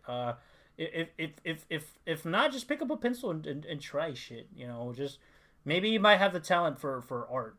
Give that a go, and then if you're not good with art, you know, Hire someone. Just hire somebody. You know, try the art yourself, or hire somebody to do it. You know, Literally, bro. just don't use AI, because you're just wasting your fucking time. For yourself, you're wasting your time. You're wasting everybody else's time trying to like pander to, you know, try to sell this shit. I was like, yo, look at what I did. You know, Minecraft 8. It's gross. Minecraft. It's ugly. There's nothing innovative about it. There's nothing cool about it. Just go do something, man. Yeah. It's so scary looking, bro. Yeah. I mean, no, like personally, I feel like if people really want to use AI for art and whatnot, it should be used as an additional tool rather than the answer. Not generative.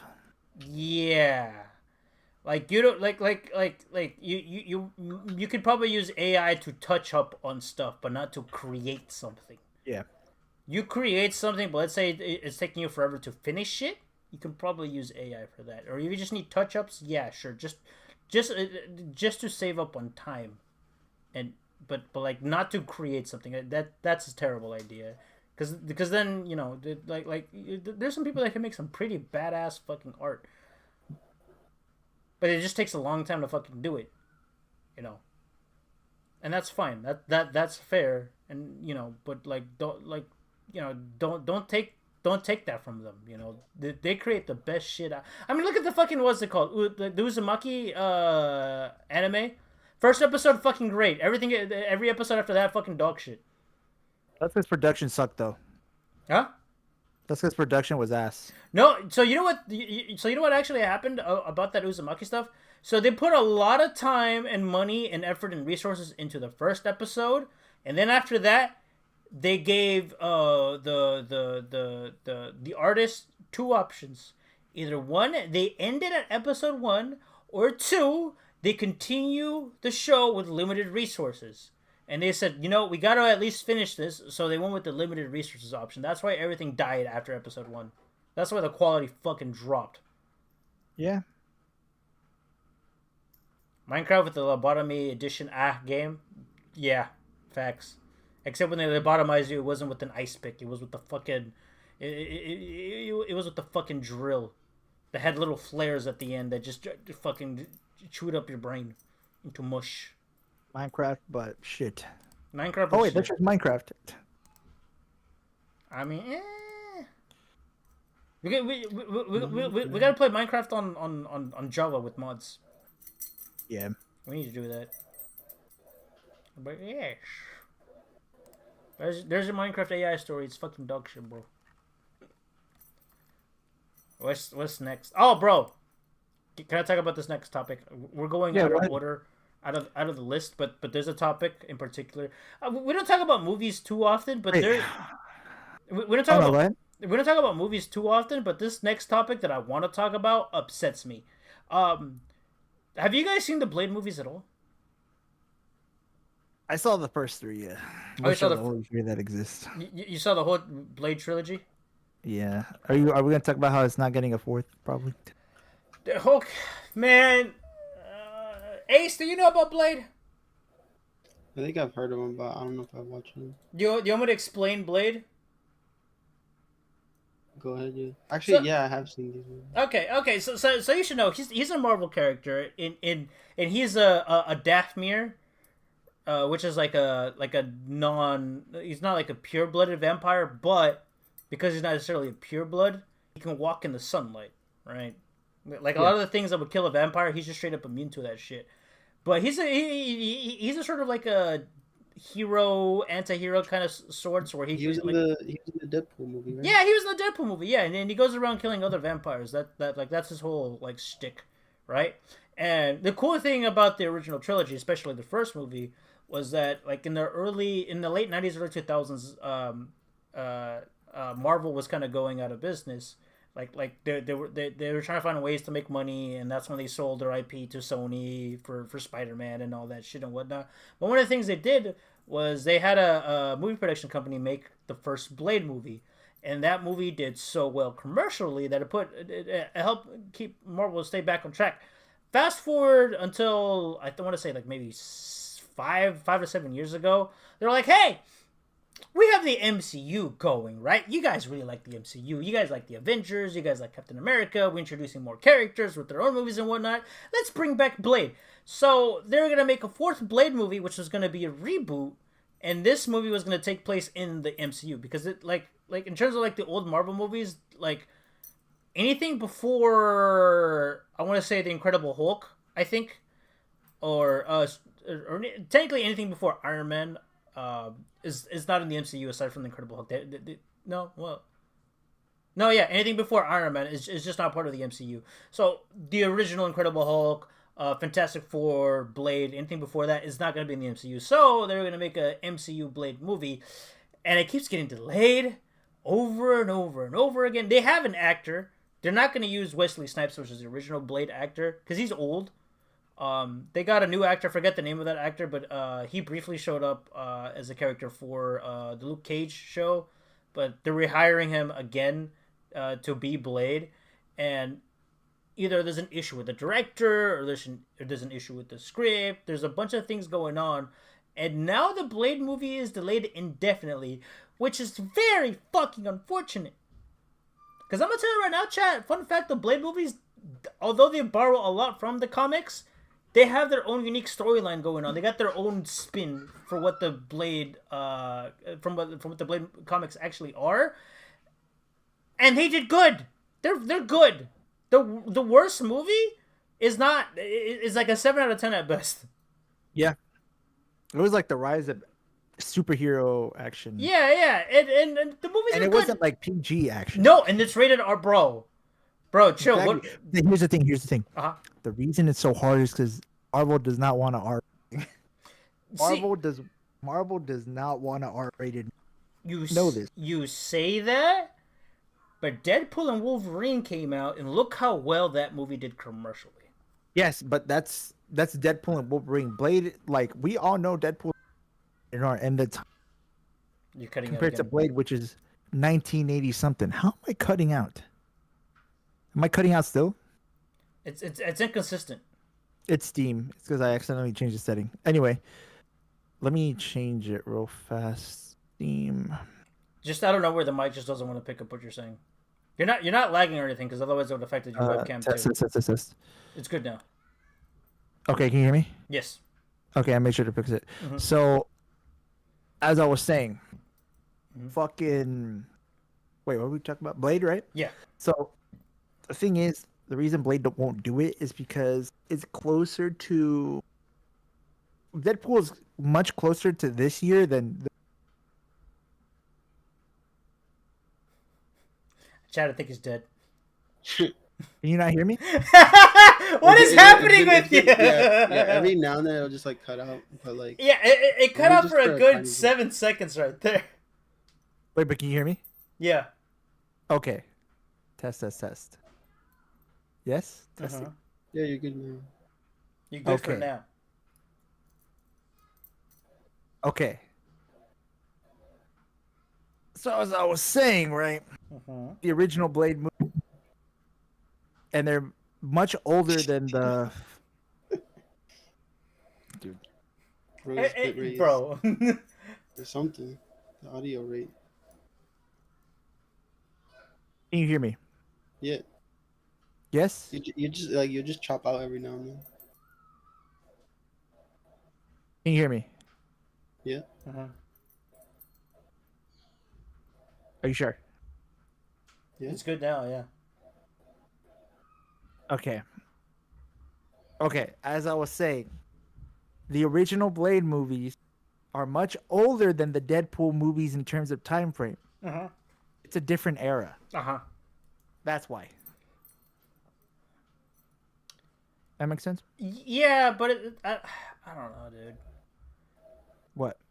Even if it's a different era, like the Deadpool and Wolverine movie was made under the so like before, the Deadpool movies were done by Fox, which was separate from Disney doing Marvel movies. Now Deadpool and Wolverine was done under the Disney name. Like you wonder why there were so many like stupid corny jokes and like ball jokes and all that shit and whatnot? Because Ryan Reynolds took the time, like he was trying, like the way he made he got the humor made for the Deadpool and Wolverine movie. He wanted to push it as far as he could. He wanted to push it as far as he could for a rated R movie in terms of the violence, the gore, and the jokes. And the only exception, the only rule that he was actually given was to not do cocaine on screen. That was the only rule he was given. He can do whatever dismemberment, whatever blood, whatever kinds of jokes, and whatever and whatnot. He can do whatever he wanted. He just couldn't show cocaine. Like they can make cocaine jokes, but they can't actually, show him doing blow.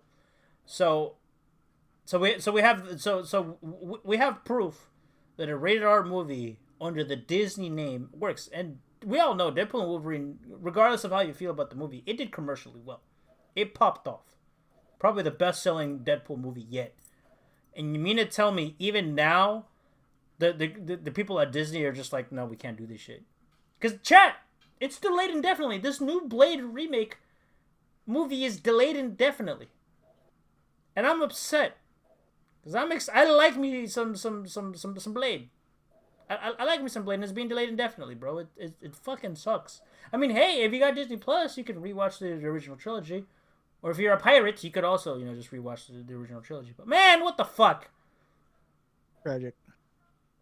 It is tragic indeed, because I you know what's funny? Originally, the Blade movies were going to be PG-13, and people were like, no, make it rated R. And they're like, okay, fine. we'll get back to the drawing board and make it rated R. But they can't figure this shit out. And then meanwhile, Deadpool is popping off, and again, rated R. I don't get it. Disney, get your shit together. They suck. They do suck. But yeah, I put that on there so I can vent my frustration about Disney and Blade, because I know in the Deadpool and Wolverine movie, they made a joke saying about there can only be one Blade and there will only ever be one Blade. That was supposed to be a joke because, again, they're making the fourth movie. But again, the fourth movie is being definitely delayed, so that joke might not actually be a joke after all. It's very funny though in hindsight. It's funny in hindsight, and I get why they did it. But I was still hoping they made another Blade movie, right? Because whatever. Obviously they want to. Obviously they want to, but this thing is not coming out because like we talk about video games in development hell. This is a movie in development hell, and mind you, this is just the script they're having issues with. They have some actors cast. They don't have the entire cast yet. They have the actor cast for Blade, but it's like director issues, writing issues, producer issues. Like what goes into a movie first is you have the sort of script phase where you got to write a script out. And then you have the hiring process for actors and whatnot, and then there's the logistics, and then you get into production, and you get into editing, and then the movie comes out. We're still in phase 1 for Blade, and this shit was announced like fucking 5 to 7 years ago. Yeah. And so many like Marvel IPs have come out since then of varying qualities, and somehow they can't figure out Blade. Crazy to me. It is pretty insane. It's insane to me. But yeah, I'm mad, chat. We might not get Blade movie after all. And mind you, they made a recent announcement saying that they might make an Agent Venom movie, which on the one hand would be pretty cool because it's Venom with guns, but on the other hand, damn, you guys want to do that but not fix what the fuck is going on with Blade? What the hell's wrong with you? Exactly. Pissing me off. Tons of bitches. Ace, where's your camera up, by the way? I'm just sleepy, bro. And he doesn't want to be. He doesn't want to become the resident sleeper. But it's very funny. Well, I mean, which is fine. I don't know why you gotta worry about that. You're fine. No, I'm cool. I was just worried. Yeah, but like, I don't know. Ace, you can fall asleep in VC. It's fine. I mean, we did it when we were doing the Four Sword Adventure. I was falling asleep. But this is a fucking podcast. What do you mean? Oh, no. True. Ace, go drink a C4, bro. Don't fucking fall asleep. What the hell? I'm here. He's playing a game. That's what he's doing. Is he on Honey Pop? No. He's Are you one-handing Honey Pop right now? That's why the cam's off. Bree! She can't hear you. Right now I'm messing with the cam settings for my fans. Seeing if I should mess with the fan curves. Oh yeah. For those who might have missed it on that, Ace got a new PC. Yeah. But no. What's next? Right. I got the Blade shenanigans off my chest. I just wanted to talk about Blade. Do you guys want to talk about how about the U.S. Copyright Office stopping game preservation? This is probably gonna fuck us over in like 2 years. Yes. All right, you preface it, Ellie. Oh, I preface it. Okay, so a bunch of dudes who really like video games and a bunch of other dudes who know about law got together and they were like, hey, let's try to make an accessible library or the means to allow people to play old video games, right? Because as the console generations go on, older consoles get less support. A lot of games, although this console generation has a lot of remakes and remasters, they only make up a small portion of all the video games that have ever come out ever. And as time goes on, these games get lost to the fucking ether. So these people were like, hey, why don't we get together and create like a sort of special library for these games that don't get support anymore, that don't get remakes or remasters, and let's create the means to make them accessible and to preserve them. And the U.S. Copyright Office said no. No. Which is pretty unfortunate. I think let me double check the article real quick. Does the article mention anything about let's see.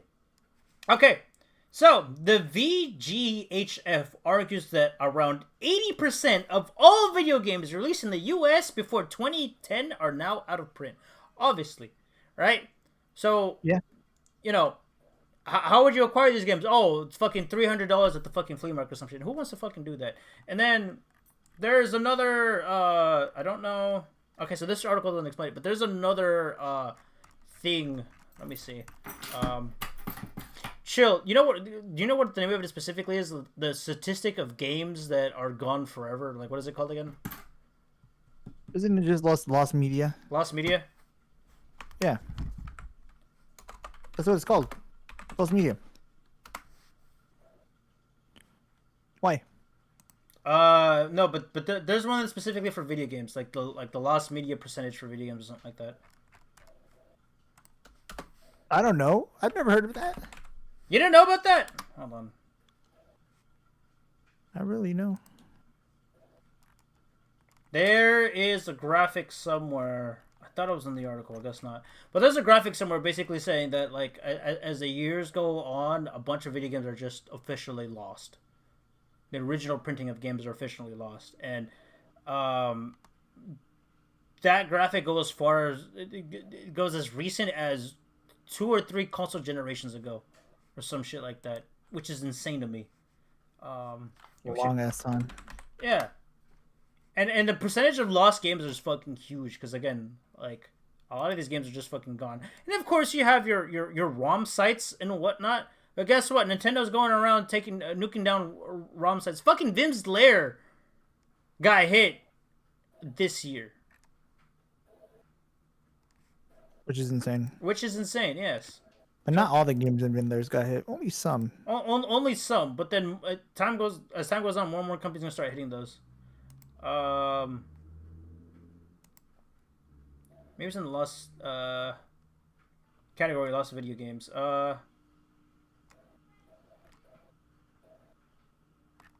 Let's see. Oh, there's a lost media wiki page. Holy shit. Yes, that's the one I was talking about. No, but I'm trying to find the graphic though. There's a graphic that explains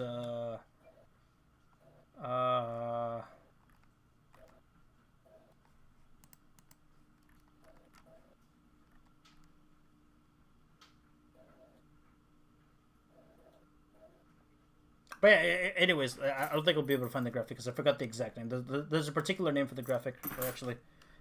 I have no fucking idea.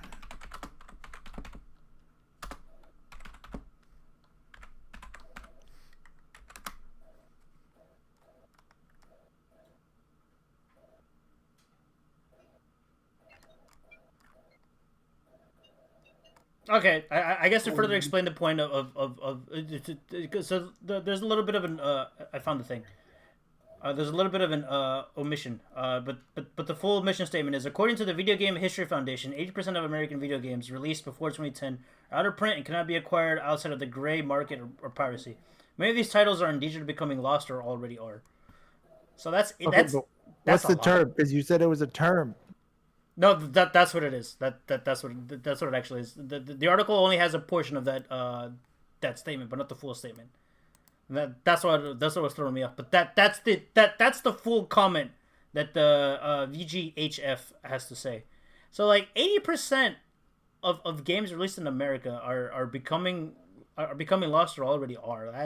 That's insane to me. And mind you, the whole point of the Video Game History Foundation, they're trying to do hard copies. They're not trying to do ROM dumps or ISOs or anything like that. They're talking about hard copies, and they want to preserve these hard copies, right? And so the after taking this to the U.S. Copyright Office, they said still the U.S. Copyright Office has said no. The register concludes that proponents do not show that removing singular user limitation for preserved computer programs or permitting off-premises access to video games are likely to be non-infringing. That's part of the final ruling. She also notes that the greater risk of market harm and removing video game exemption premises limitation giving the market for legacy video games. So basically, what they're saying here is that we don't want you guys preserving video games because that's gonna hurt the video game market as a whole. And what does that even mean? yeah, what does that mean? What, bro? Some of these games, like the developers for them are long gone. Like Literally. there's a bunch of like video games that the original developer teams or IP holders or whatever, they're long gone. They're owned by somebody, but that somebody is not going to release them ever again. But apparently, if you try to make that game accessible for everybody, that's going to harm the pockets of the person that owns the IP, who is not going to use it, by the way. Yeah, they're not using it at all. Like imagine, right, chat? Imagine, think about it for a second. Sony doesn't want to make another Gravity Rush game. They're probably not going to port those games ever again. Imagine later on in the future, same scenario happens, and again, we're using Gravity Rush as an example. Let's say the video game Preservation History Foundation. They're just like, yeah, Gravity Rush is out of print. Gravity Rush isn't accessible. Let's find a way to preserve Gravity Rush. And then the copyright office says no, because Sony's not going to make money off of that. And it's like, well, maybe if Sony released the game, this wouldn't be an issue. It was like, well, yeah, that's going to hurt the sales of Gravity Rush. It's like, what do you mean hurt the sales of Gravity? What are you talking about? Sony's not going to touch this IP. Why? That's the argument the copyright office has. So it's like, why? This is why piracy is a thing, man. This is why, man, it's unfortunate. It is. It is unfortunate. So yeah, a good portion of gaming history is going to be long gone, forever. No more Buck Bumble chat. Hopefully this changes. Hopefully it does change. I don't know. I feel like one of the neat things about politics, which I'm pretty sure she'll love, is going to want to talk about politics. Like, one of the neat things about politics is that a lot of the political stuff is reflected on the generation. So I hope in the future this does change. I hope that people that grew up playing video games get into law, and it's like, okay, no, we have to change this. I hope they step up and change stuff. That would be great. That'd be amazing. But until then, your favorite copy of this old video game that won't ever get a remake or remaster, you're gonna have to pirate it and play it off your PC or something. That you're not gonna be able to play that on your Switch or on your PlayStation, whatever console it could have been on, because again, according to the U.S. Copyright Office, no, don't preserve it. Last media. And they don't treat films like this either, which is kind of crazy to me. No, that is indeed, dude. The fucking what is that one special library where that actually preserves stuff for pop culture? The Film Institute, I think. Something like that. Yeah. Like, bro, they preserve anything from like songs to movies, TV shows. I think they preserved AMVs. Yeah, they did. They preserved AMVs, but they don't want to preserve video games. There's such a stigma against video games. I don't get it. I don't fucking get it. These old people don't understand video games. Like, we're all a bunch of nerds here, right? But like the one thing people don't like older generation doesn't understand is that video games are just another form of entertainment. With that can be a million things. And even if video games are a million things, there's a million different reactions to each and every video game with a million different experiences. You mean to tell me you don't want to preserve those either? You're like, you don't want to preserve. You'll preserve movies, but you won't preserve that. You'll preserve a fucking YouTube video of a Dragon Ball Z fight with Linkin Park crawling in my skin. Which, by the way, it's a banger AMV. Don't get me wrong, but you guys want to preserve that over a video game? It's like, come on, really, bruh. Exactly. Shit's whack. I'm mad. I'd be pissed too. Mm-hmm. All right, Ellie, how long is the stream, by the way? We've been going at it for almost 2 hours. The list is not done yet. Dude, I think this is our longest one. It might. Well, I mean, you kept saying how you're like, oh, this one's gonna be short because we got a lot of topics, but not much to talk about. We just. I lied. Yeah. I mean, it's a long list regardless. I feel like even if we didn't yap about it, it would have still been a long stream. Yeah. But we're still not done, chat. We're not done. What else left to talk about? We got the Sega files patent infringement against the Gacha game, the Wolverine game director stuff. Oh, bro, the Wolverine director leaving. Insomniac, yeah, that's not good. I mean, is it? Is it not good? Let's read the article, chat. Two major upcoming first-party video games have gotten big changes at the top as part of the unusual leadership shuffle GameFile has learned. Brian Horton, who was publicly named as the creative director for Sony/Insomniac's upcoming Marvel Wolverine PS5 game back in 2021, that's when the game was announced, has been off the project since the summer. Two sources familiar with the matter told GameFile. The game is now being helmed by creative director Marcus Smith, a rep for Sony Interactive, and has confirmed to GameFile Mike Daly will serve as the Wolverine's new game director. So what happened to the previous Wolverine game director? Well, he left to Xbox to work on Perfect Dark. What for? Creative differences. Which is interesting. Which is very interesting. Do we know if the Wolverine movie was going to be the Wolverine game is going to be rated M? It is. It is? So I wonder what happened that caused these creative differences. I mean, he left for Perfect Dark, which I'm excited for, because I remember playing Perfect Dark on the N64. Pretty mind-boggling game. Yeah. But... it wasn't Smash Bros. Shit. Melee. Wait, was Perfect Dark in... Yeah. And Melee only, though. Was it like a trophy? Yeah. Okay. I don't remember that.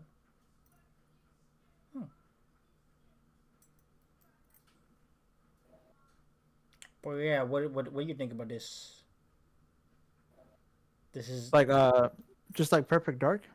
No, it's just the whole thing is. Oh, I'm pretty sure you have your own opinion. Well, what actually? You know what? Now that you mention it, what are your opinions on the Perfect Dark franchise? We only got one. We only got 2 games, bro. Is it only? I thought it was 3. No, we only got 2. Because there was the one on the N64, there was the one, and then there was 2 on the 360, right? Which is just one on the 360. There was just one on 360. There's one on the 360. But that one on 360 was a remake. So do you count that?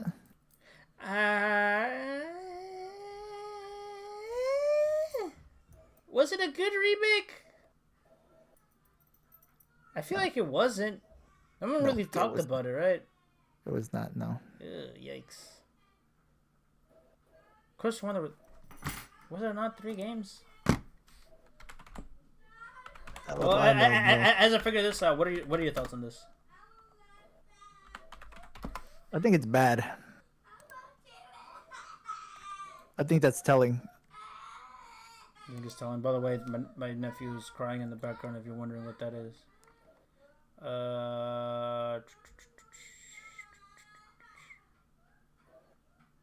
There was a Game Boy Color game? What the fuck?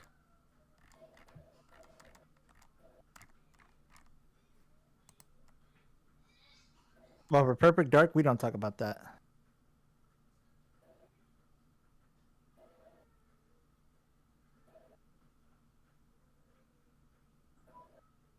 I think it's bad, though, for Insomniac.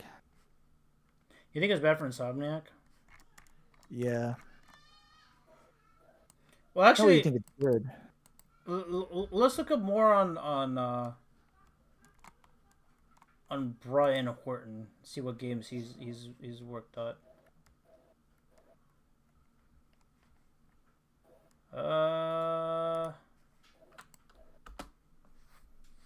Brian Horton, Insomniac. Let's see. Yeah, so he was just a creative director at Insomniac. He was associated with both Spider-Man and Miles Morales. He served as the art director for Tomb Raider and a game director for Rise of the Tomb Raider and Crystal Dynamics. Okay, so he's got some stuff. Hold on. He's got a LinkedIn. Hold on.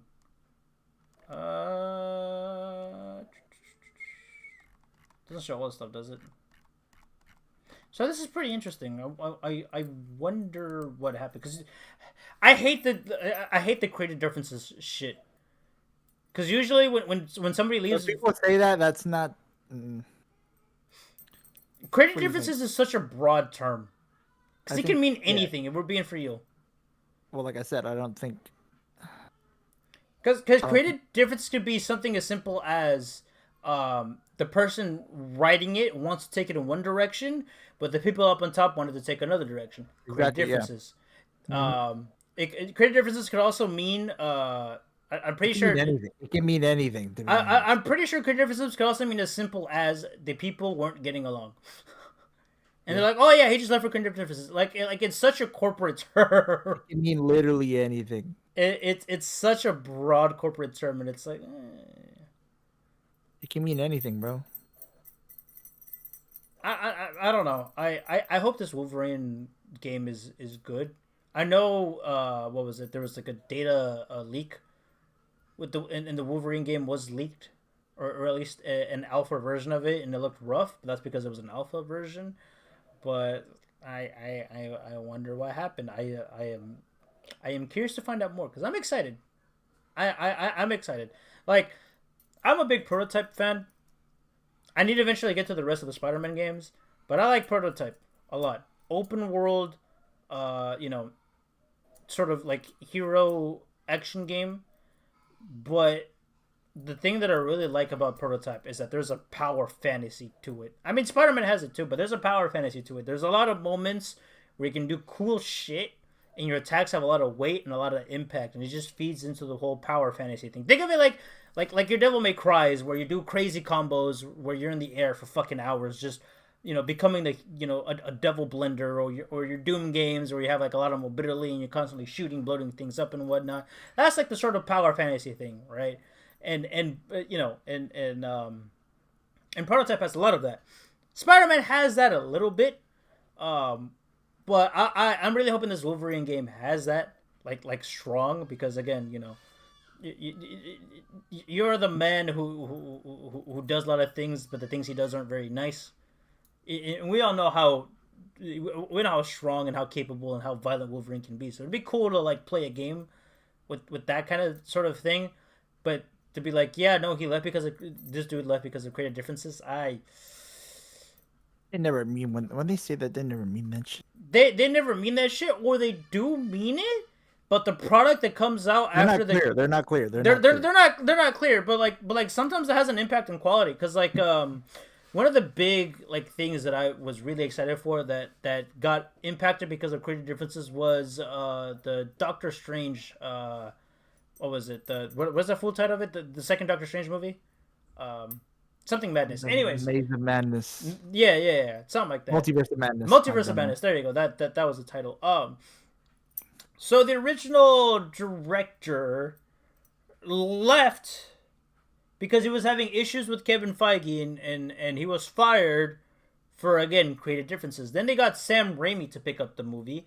And much of this movie was so developed already that all he had to do was make do with what he had and add his extra stuff and whatnot, and try his best to put the pieces of this movie together and put it out. And if you watch the movie's not great. It's unfortunately not good. But it's not necessarily. It's not Sam Raimi's fault, because he had to pick up the pieces of what's left and try to fix it. He tried his best, but That's true, but you know what is his fault? What? The ending.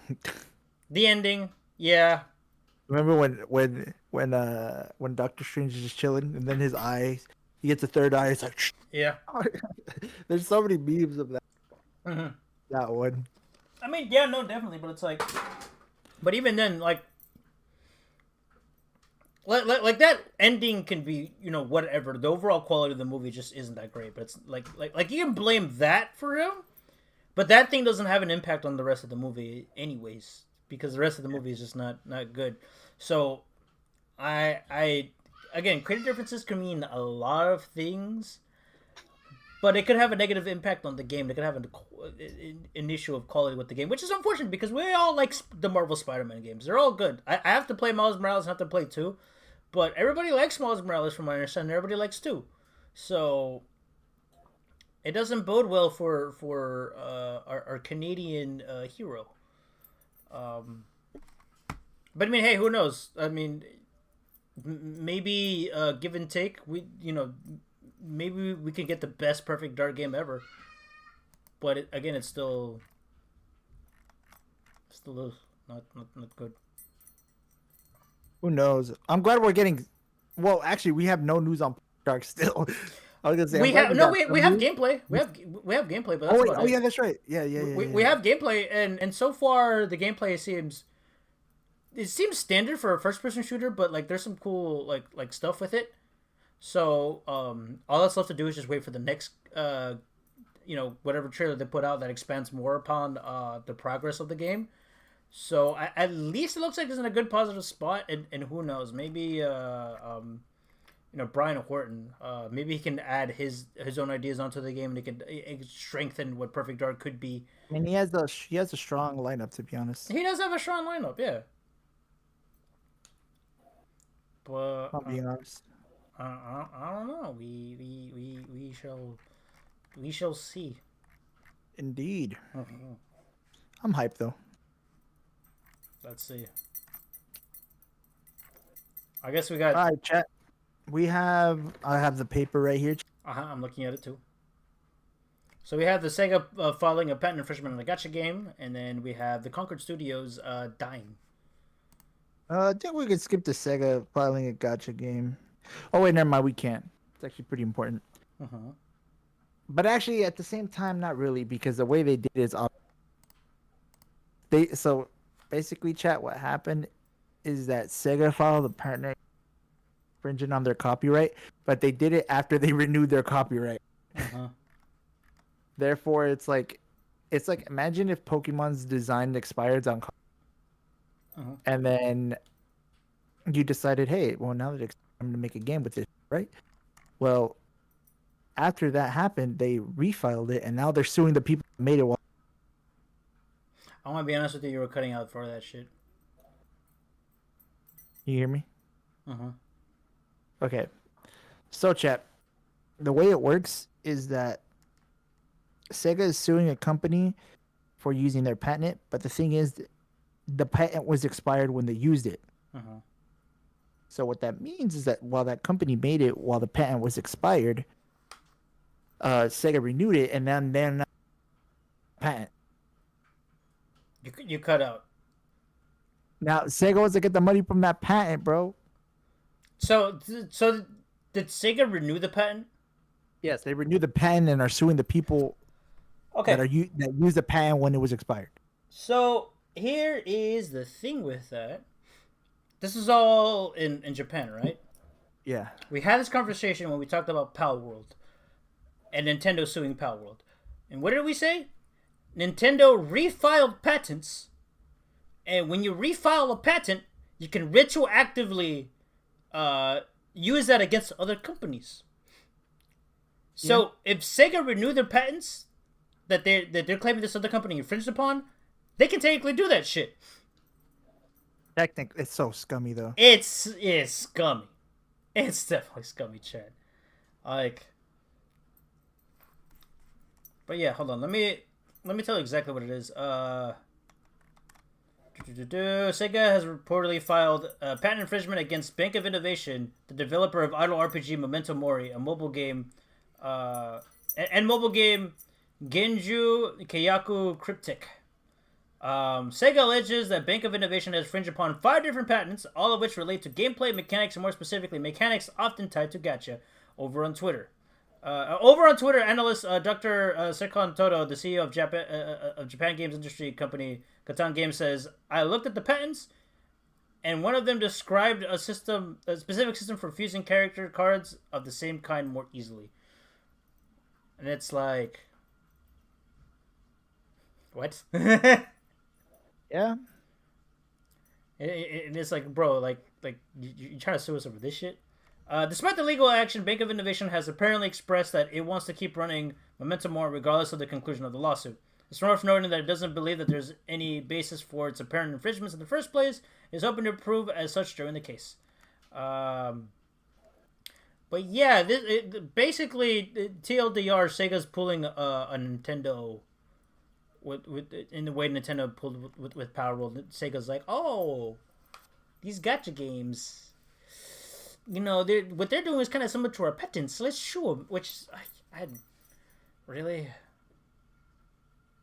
I want to be honest. Video game companies putting patents on game mechanics is fucking stupid. Yeah. Like, why? I don't see the point. Imagine filing a patent for racing. Imagine if Nintendo filed a patent for racing games. No more Forza. No more fucking Gran Turismo. No more Need for Speed. Fucking no more Crew or whatever. Just because Nintendo's like, hey, that Need for Speed game is very similar to our Mario Kart. We can't let you do that anymore. That's so stupid. I don't see the point. Now I have heard that there's some companies that will file patents to prevent like malicious things from happening.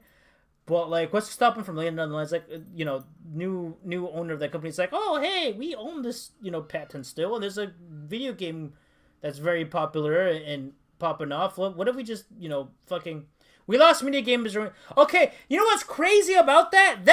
Dude. Okay, so chat.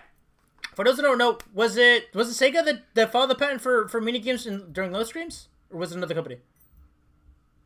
Bandai. So Bandai filed a patent that allows people to play minigames during load screens. And that patent was around for, I want to say maybe 10 years or something like that. That patent, as of now, is currently expired. But again, Bandai is a Japanese company.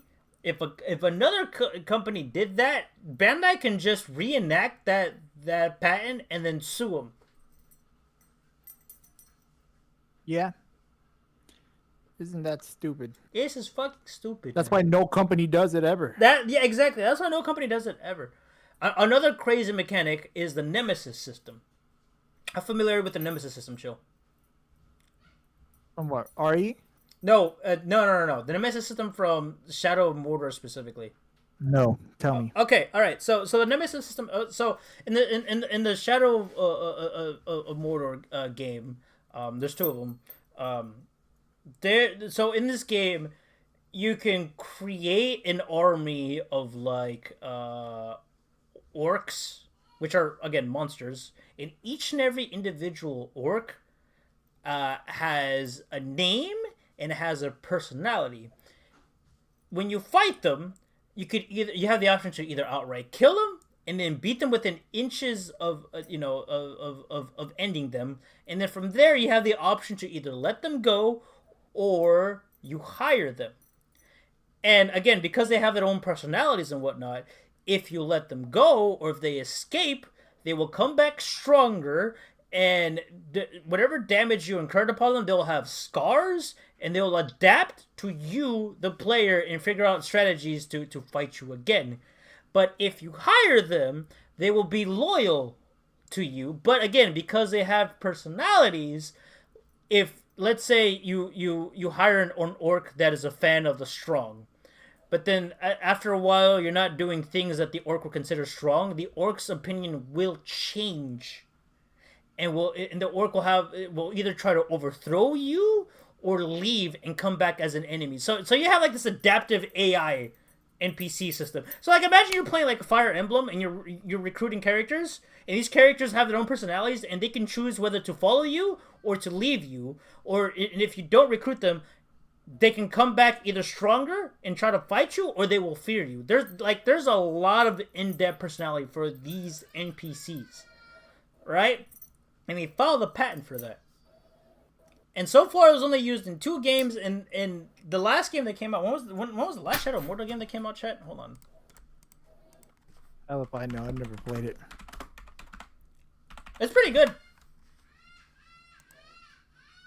Yeah, so you have Middle-earth, Shadow of Mordor, and then, what was the second one?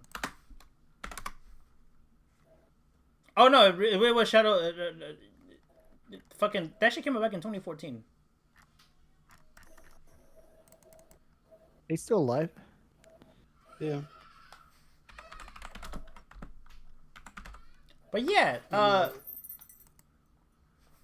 so again, what was it? WB filed a patent on that shit, and that mechanic could have been that mechanic could be in any other video game, but because they filed the patent for that game, WB filed the patent. It's not gonna show up in any other games, and they haven't made another Shadow of Mordor game either. So they could implement that mechanic in other video games, but again, because they filed the patent, nobody wants to use it, and it's a cool mechanic. Yeah. Like, chill. I don't know if you would be like super interested in it. I think I might have it. No, I don't think I have it. I think I have it on PlayStation. I might have to game share with you if you want to give it a try, or I could probably get it on Steam eventually for you to try. The Nemesis mechanic is pretty cool, and the story and the gameplay. I mean, if you don't care about the Lord of the Rings, the story could be whatever, but the gameplay is pretty cool. Again, the Nemesis mechanic is interesting because it adds a lot of depth to the hiring system of NPCs. And they could either become your allies or your enemies, or they could adapt and change and grow and whatnot. Like these are NPCs that actually grow, and their behavior changes depending on what actions you take. And it's like, bro, we can do cool things, man, but companies are like, nah, that's gonna be our moneymaker. We're not gonna do that. It's so stupid. We're limiting ideas. Exactly, we're limiting ideas and we're limiting competition. That's like people praise like Japan, but that's like the worst part. In US, you can never get away. Nah, I think once your patent expires, it expires, there's no way to retroactively like refile that shit. But in Japan, you can do that for whatever fucking reason. Yeah. Oh man, I don't know. We'll see. Hopefully, this doesn't become a trend either. With Japanese companies being like, oh, there's a game that's making a lot of money. Let's sue them so we can take that money. Let's bully them out of existence because they are a threat to us. It's no bueno. Yeah, it's not good. And I've said this before, and I said this again. I hope Nintendo loses the lawsuit with PayPal with Pal. My bad. My mind autocorrected to a different term, but yeah, because this shit is fucking stupid. This dude said fucking PayPal. But yes, I'm still mad that Batman game. That would have.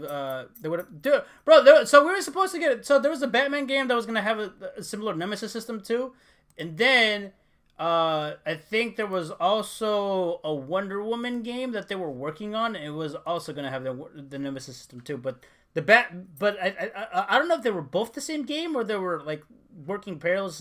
Anyways, point is, whatever that game was meant to be, that was also gonna have this Nemesis system, it was just completely canceled. It's scrapped. So. Yeah. Yeah. I don't know, man. This shit sucks ass. Video game companies, stop doing that. Stop it. But what's left? What's left of this list? Take a look at this list. You ready to talk about Concord shutting down? That's the last topic. I mean, we could talk about the Monster Hunter beta after this, because you also put that on the list. Ace played it. You and Ace played it. Yeah, we can. It's Ace. What's up? You in the mood to talk about the Monster Hunter beta? Yeah. I want to hear your thoughts because I didn't play with you. Hold on. Let me see. Blow out this candle. Alright. Well, yeah, we didn't get to play. I didn't get to play much in general though. Mm-hmm. I only played for like 2 hours. Mm-hmm. I skipped like the cutscenes and stuff because I was just trying to maximize gameplay. Mm-hmm. But the characters look good. Mm-hmm. The game looks good. Mm-hmm. Obviously, I like just built a computer, Mm-hmm. so like with like high end components. So Mm-hmm. hope it looks good. And then,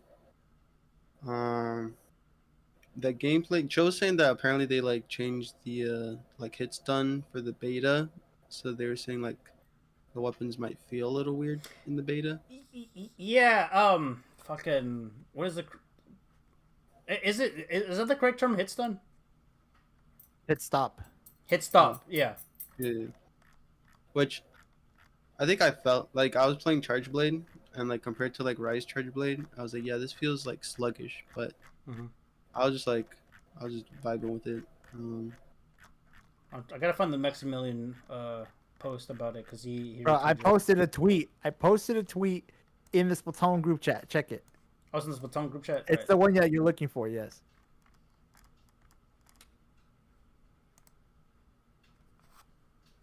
Have you ever felt like the combat in Monster Hunter Wilds beta felt off? It's not just you. As a short comparison video shows, Capcom seems to have reduced the hit stop on most, if not all, weapons in Wilds, leading to some weapons feeling worse than they did in prior games. What is hit stop? Oh, whoops. I went too far back. A brief moment in which an attack animation pauses for dramatic effect whenever an attack successfully connects with an opponent. If you increase the number of frames that attack hit stop lasts for, its power can be exaggerated and emphasized, as the brain has more time to register the attack and thus giving the impression that the attack is especially strong. So basically, oh, whoops. Wait, oh, I was looking at the wrong. There you go. So basically, chat. The moment you hit the attack, you immediately follow up with another attack, and then you immediately follow up with another attack, which makes the weapons, as mentioned, kind of floaty, and because you're able to follow up so quickly, you feel like there's no impact to your weapons, and that's a little bit awkward. I don't think that's particularly bad, but I can see why some people are just like, that feels different. Because it's like, bam, pause, bam, pause, bam, pause, you know, just. But in Wilds, it's like, pam, pam, pam, pam, you know, it's like that. But, continue, Ace. Yeah. I think because I was in such a rush to just, like, play as much game as possible, I was skipping all the tutorials and stuff. Mm-hmm. So I definitely jumped in being like, I have no idea what the hell I'm doing. I think there's probably less tutorials than Rise had. Rise had a lot of tutorials, and I know a lot of people were annoyed by that. Mm-hmm. I just like skipped them, and because I've played previous Monster Hunter games, like I knew how Charge Blade should play in field, so I just jumped straight into it and was like, okay, I got the hang of this already. Mm-hmm. I was like, I got my SAEDs, I'm chilling. Mm-hmm. But I think if once the game releases, or if they do another beta and I can actually sit down and digest everything and take my time with it, I think I'll enjoy it a lot more. And I was definitely enjoying it a lot with even like being in a rush and just trying to just play as much of it as possible. So like, even though I had no idea what the hell was going on, it was really fun. Yeah. What monsters did you get to fight? I fought like the tutorial one, like with the tongue. The frog. Me.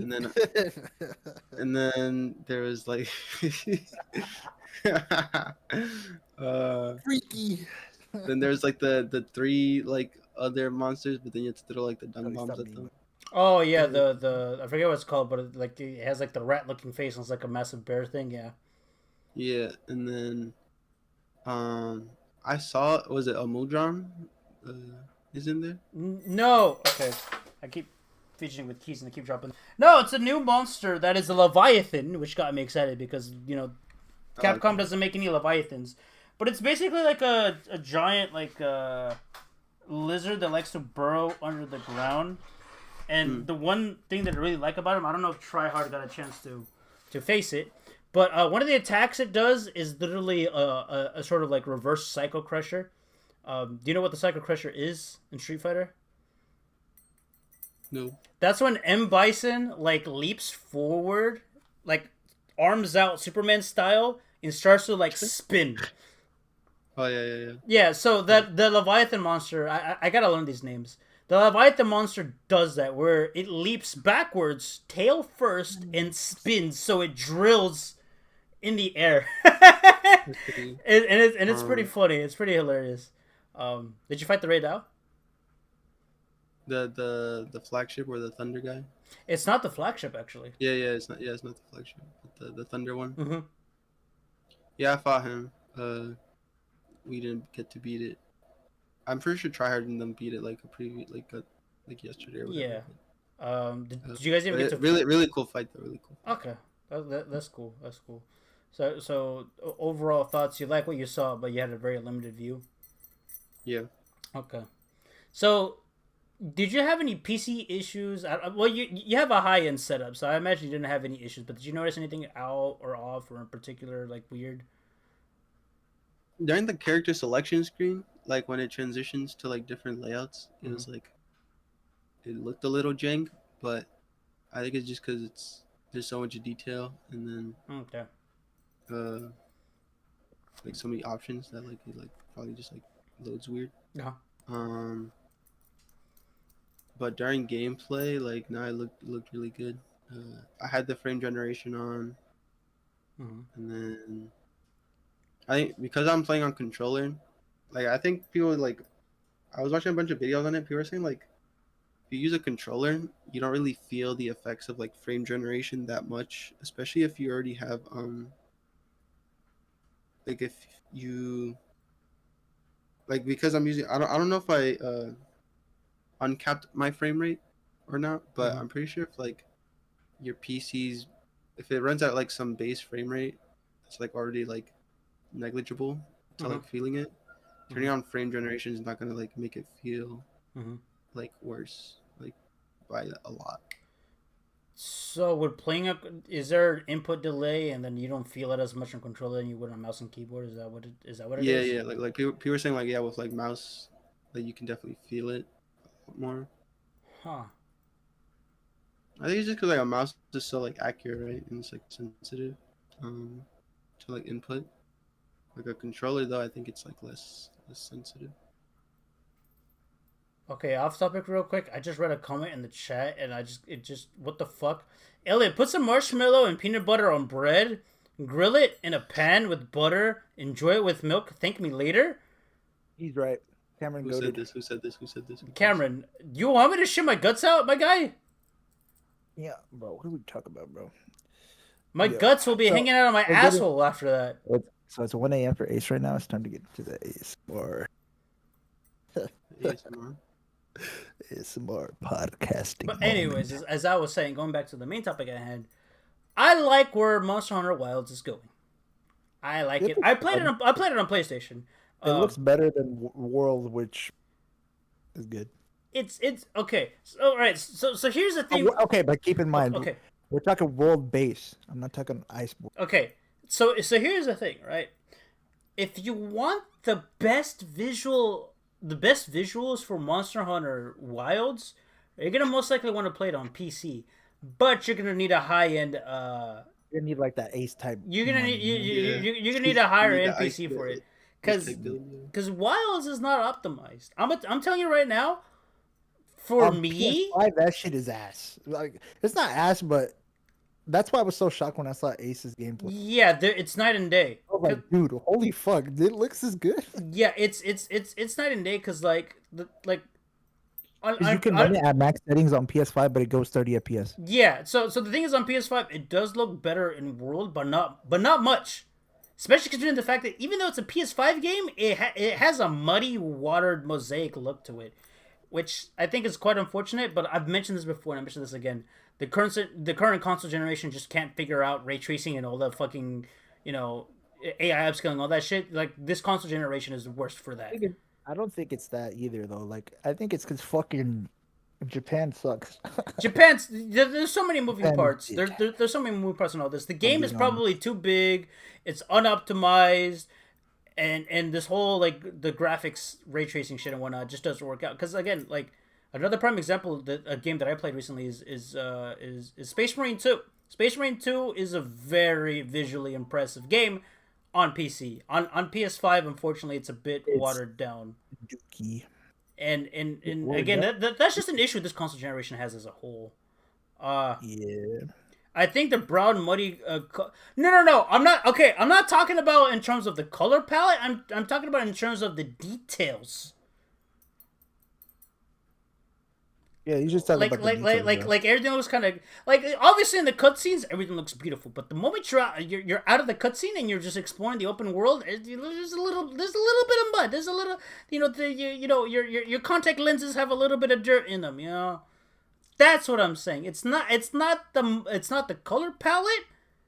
that I'm talking about. It's the overall textures and the way things load, where it's like, yeah, well, I mean, I guess we're in the next console generation. You know, that's what I'm saying. But aside from that, I really like the combat. I didn't feel too much of the hit stop stuff for Switch X. For the most part, Switch X felt fine. I do like what they added to the Switch X. Axe mode is fine, but they added a bunch of stuff to sword mode. I got to relearn stuff, but in terms of the combat, at least from what I've experienced from the weapons I've tested out, it feels like Monster Hunter World 2.0. One of the things people didn't like about Monster Hunter World is that they stripped a lot of the stuff that was in Generations Ultimate in terms of combat, but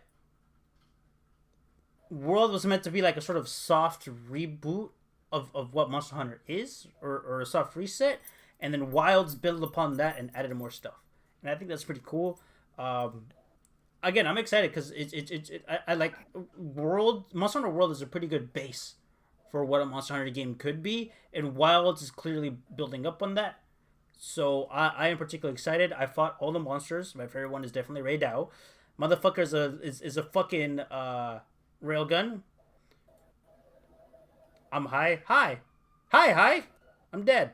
But yeah, no. I hope we get a part 2 to the beta. Because I had a conversation about this with Tryhard and Sawari, funnily enough. Every demo or every beta of a Monster Hunter game always has the flagship. There's no flagship in this. Now, if they want to keep the flagship a secret, that's fine. But I'm wondering if they're going to do a part 2 or they're going to include the flagship. And I hope they do, so that way Ace can play some more and get a better feel for the game. But I like Wilds. I'm excited. I can't wait to play it. I can't wait to get my hands on it. I'm going to get that shit physically. I will be playing it on the PS5 because I have a mid-range PC, and for the sake of streaming purposes, I want to at least have it be consistent. So I'm gonna get it on console. I do think it's a bit unfortunate though, however, that I bet you anything when the PS5 Pro comes out, the game's gonna be better. But again, this console generation, a lot of these games are just unoptimized. Indeed. It's just a pain. It's a pain. All right, so chat, we covered everything. The last thing we haven't covered is the Concord. So let me do this because everybody sounds tired. So chat, Concord, as you know, game that shut down about a week ago. Like the studio that made it, because they didn't make any money. It was probably, if leak reports are accurate, probably the biggest financial and no returns. I hate to break it to you, Joe, but you were cutting out during all that. Ow. What the fuck? So from what I understand, did you say, according to insider reports, did you say that the game made no financial returns? I can't hear you. Is your mic dying? Yeah, I think it is. Like, it turns on, but he can't go work or go bro. Basically, let me pull up. Oh, well, goodbye, chill. You're probably just resetting. Alright, let's look at this post real quick. Sony has closed Neon Koi and Fireworks Studio. Concord has permanently shut down. Full internal email from Herman Holst. Dear team, today I want to share some important updates from Sony Interactive Entertainment's business group. We consistently evaluate our games portfolio and status of our projects to ensure we are meeting near and long-term business priorities as part of an ongoing efforts to strengthen Sony Interactive Entertainment studio business. We had to make a difficult decision relating to two of our studios, Neon Koi and Fireworks Studios. Expanding beyond PlayStation devices and crafting engaging online experiences alongside our single-player games are key focal ideas for us as we evolve our revenue streams. We need to be strategic. Oh, welcome back. Can y'all hear me? Yes. Are you on mobile now? No. I just went to fix it. Anyways, continue. I was reading the business email. We need to be strategic, though. in bringing our games to new platforms and recognize when our games fall short of meeting player expectations. While mobile remains a priority growth area for the studio business, we are in the very early stages of our mobile efforts. To achieve success in this area, we need to concentrate on titles that are in line with PlayStation Studios' pedigree and have the potential to reach more players globally. With this refocused approach, Neon Koi will close, and its mobile action game will not be moving forward. I want to express my gratitude to everyone at Neon Koi for their hard work and endless passion to innovate. Regarding Firework, as announced in early September, an important update on Concord, certain aspects of Concord were exceptional, but others did not land enough with players. And as a result, we took the game offline. We have spent considerable time these past few months exploring all our options. After much thought, we have determined the best path forward is to permanently sunset the game and close the studio. I want to thank all of Firework for their craftsmanship, creative spirit, and dedication. The PvP first-person shooter genre is a competitive space that continuously evolving, and unfortunately, we do not hit our target with this title. We'll take lessons learned from Concord to continue to advance our live service capabilities to deliver future growth in this area. You're fired. Basically. Yeah. I know none of this is easy news to hear, particularly with colleagues and friends departing SIE. Both decisions were giving serious thought, and ultimately, we feel they are the right ones to strengthen the organization. Neon Koi and Firewalk were home to many talented individuals. We will work to find placement for some of those impacted with our global community of studios where possible. I am a big believer in the benefits of embracing creative experimentation and development new IP. However, growth with substantial financials, especially a challenging economic environment, is critical. While today is a difficult day, there is much to look forward to in the months ahead from the studio business group and our teams. I remain confident that we are building a resilient and capable organization driven by creative, unforgiving entertainment experiences for our players. Thank you for your continued support. AKA, we lost a shitload of money, and we're gonna have to fire everybody now. Yep. Millions wasted on Doc. I will say though, the artist that was like, "Oh, I won't care if it fails. I hate all of you." Mm-hmm. They got what they deserved, bros. They got what they deserved. Obviously, no one deserves to lose their job, but that particular artist, screw him in particular. Her, I think, but yeah, or her. Yeah. So yeah, they got what they deserved, and that's it. So. All right, chat. That's it for all the topics. There is one more, though. Well, 8. Yeah. Oh, okay. Well, before we get to the thing, right? Yeah. First, as you guys know, this is just a bonus. Presidential election is in 2 days. Uh-huh. Let's predictions. We need some predictions, fellas. Wait until Assassin's Creed flops. Say less. Like this is a gambling website, right? Like imagine this is gambling, right? Who you have your money on? I'm gonna be honest. I have been tuned out of this whole upcoming. Yeah, okay, I really haven't been attention to this presidential stuff. But you know what? But after thinking about it, just one thing that pisses me off about this whole presidential campaign, not enough fucking. I wish there was more debates. I agree. I wish there was more debates. Because, like, personally, I feel like Kamala is not going to be a very strong leader. But at the same time, I feel like Trump is losing steam. And it would have been nice to see more debates. I agree. On job. No cap. I would love to see these guys, debate more. I'm a Democrat and I'm voting Trump. I'm most likely am not going to vote this time around because, like, I haven't been paying attention to this shit. But it would have been nice to at least be there more debates because I feel like there'd be more, like, right now, people are talking more about who is going to vote for who rather than why.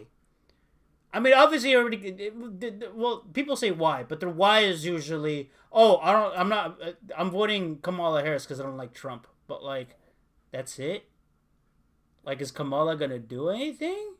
Like, is she promising anything good, or are you just voting Kamala because you don't like Trump? And then it's vice versa. Oh, I'm voting Trump because I don't like Kamala, but like, what is Trump planning to do? I don't know. Maybe I'm just not into it, which is the reason why I'm not gonna vote, and that's why maybe I'm just completely ignorant on the whole situation, which I am partially. But I don't know. Like what are these two candidates got going for them that is hot, that is strong, that is good? I don't know. Who's gonna win?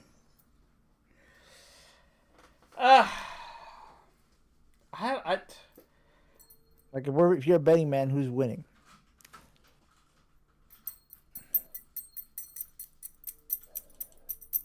Ace. You're asking me now? Oh, okay. Yeah. Because Ellie's taking a long ass time. Yeah. Okay. I want to make clear that this is not reflective of my political views. Okay, bro. Let's be completely fucking honest. Let's say this right now. Let's say this shit right fucking now. These are terrible fucking candidates. Well, yeah. Who's calling me? Because these are bad candidates. This is not reflective of who I support or endorse or anything like that. It's just my genuine as an observer what the odds from my point of view look like. Keep it a stack. I think Trump's probably would. Racist. I'm pretty. What? Get Bree anywhere. Bree would be disappointed in you. Bro, you disregard everything I just said. Listen, bro, I'm a leftist. I don't understand. Bro, mute, bro. Damn. Oh my god. Mute your mic, bro. Bruh. We just had a whole ass. I'm was that talking over you guys? Yes. Oh, I'm so sorry. Time. I'm so sorry. I was in the middle of a phone call. My brother Panic called me because he saw a white Corolla that was banged up and he was asking me if I was okay. I'm just like I'm home right now. I'm like I know mom took it. You contact mom. So anyways, I'm so sorry. Continue, Ace. So actually let me preface what Ace said. First he said it's not a what I say is not like my political beliefs, it's just what I believe will happen. Yeah. And then Ace, who did you say? Trump. He thinks Trump's winning. And I call that racist because I'm a leftist. Well, I'm an extremist, but yeah. I just don't like how the left is now all pro-war. Yeah. Yeah. But Ellie, you. What about you? It's kind of hard for me to tell because Kamala's been targeting the African American community lately. With so many artists like Cardi B and such coming up and be like, yeah, I'm waiting for Kamala. So, excuse me, that's definitely adding numbers to Kamala. Personally, I would have voted for Trump. But I don't want to jinx it, but Kamala might win. I think Kamala's going to win. Mainly because Trump fucked up. She got the LeBron endorsement. I saw the LeBron endorsement tweet. That shit was funny. They used the goofy ass fucking picture. Then again, a lot of celebrities are endorsing Kamala. Yeah, that's the thing. A lot. I find. Wait. Okay, here's my question. Who is Taylor Swift endorsing? Fucking Kamala, obviously. Yeah. Okay, it's Jover. Kamala's winning. We don't know that though. It's possible Trump wins though. It is possible. It is. If that happens, bro. But I don't know. Truthfully, personally, this is somehow. I wouldn't say it's a worse Trump versus Hillary, but it's a more boring Trump versus Hillary. I don't know. Like there's just something about this upcoming election. I'm just like. I don't know. I think Trump might win legitimately. Ace, what do you think Trump's gonna win? I think the same thing. Like, it's very possible. Well, just, again, this is just from like observation. And I guess it's not your political views, bro. No, I know. No, dude. My observations could be skewed because I mean, like, it's a very small sample set. But yeah. I just from what I've been seeing on like Twitter and stuff, but. I know Elon Musk has probably rigged Twitter to be mostly Trump supportive, so yeah, right wing. So like when I'm on Twitter, that's all I mostly see is like people. Dude, what's crazy is I've been seeing like people like tweet like, "Oh, these are like the poll numbers right now," and it like shows like Trump like obliterating Kamala, and then I actually look them up like online myself, and it's like 50-50, and I'm like, what are people just like just freaking changing the numbers just to make it seem like their candidate is better or whatever? I don't know. Yeah. But yeah. let's see. All right, chat. I'm reading chat right now. Majority of independents that support RFK Jr. are voting Trump. Well, yeah, because if Trump wins, he's getting RFK Jr. position. I don't know. I've been pretty tuned out about this, and I'm on the same boat as Ace. I might be getting skewed information on this. I personally feel like Kamala's gonna win, but I don't want to jinx it either. Who knows? And if I would have voted, I would have most likely voted Trump. I'm gonna just be for real. Dude, bro, let's be fucking honest here. People were crying shit in their pants saying, oh, Trump is going to be racist. He's going to deport all the Mexicans. We're fine. I'm still here. I'm chilling. Fucking, I haven't left anywhere. I can still, For now. For now. Oh, yeah, totally. For now, unless Trump wins. Hashtag fear-mongering. Hashtag fear-mongering. Oh, no, he's a Nazi. Oh, I don't know, bro. I mean, I already said who I voted for, which was Kamala, but, I think Trump might win. And if that happens, well, GG's, I guess. I don't know. I'm a U.S. citizen. I was fucking born and raised here. My mother's a citizen. And then ask for my wait, what? He's taking away your birthright citizenship. You're fucked, buddy. I'm whatever. Anyways, Chill's just fucking trolling. But honestly, I looked at both of their tax plans, and honestly, looking at the Kamala will cost me way less in taxes. Kamala's reducing taxes? Well, I looked at the plan too, and while that looks like that on paper, we have no idea if this is actually what's going to happen. Okay, explain that to me, because now I'm interested. Now you have my attention. Who said that in chat? That guy. The thing is, first of all, it's about whose taxes are decreasing. Because if it's if it's corporate taxes or whatever, that actually is worse for us. Oh, wait, hold on. Okay, let me guess. They're taxing the rich more and reducing the taxes on the poor. Is that what they're doing? I see right now. Is that what it is? No, it's something. I saw something about what Trump's doing is he wants to cut like corporate taxes more, but that's that because then they can just save money on stocks and stuff, and then basically Yeah. That's Kamala's plan, which is flawed. Wait. So Kamala's plan is to reduce taxes on corporations? Well, because Kamala supports small businesses. I think Trump's cutting taxes on large companies. I don't know. Kamala supports smaller businesses, though. At least that's what but when Trump cuts tax, it benefits everyone, not just rich. But yeah, okay. So the thing is, when it comes to taxes, the sort of MO of a Republican is to cut taxes across the board. I got you. Okay, all right, hit us with it. Okay, so I'm gonna read this. Okay, I'm gonna read the whole thing. With less than 1 month in the 2024 presidential campaign, Vice President Kamala Harris has provided updated details of her fiscal and economic agenda.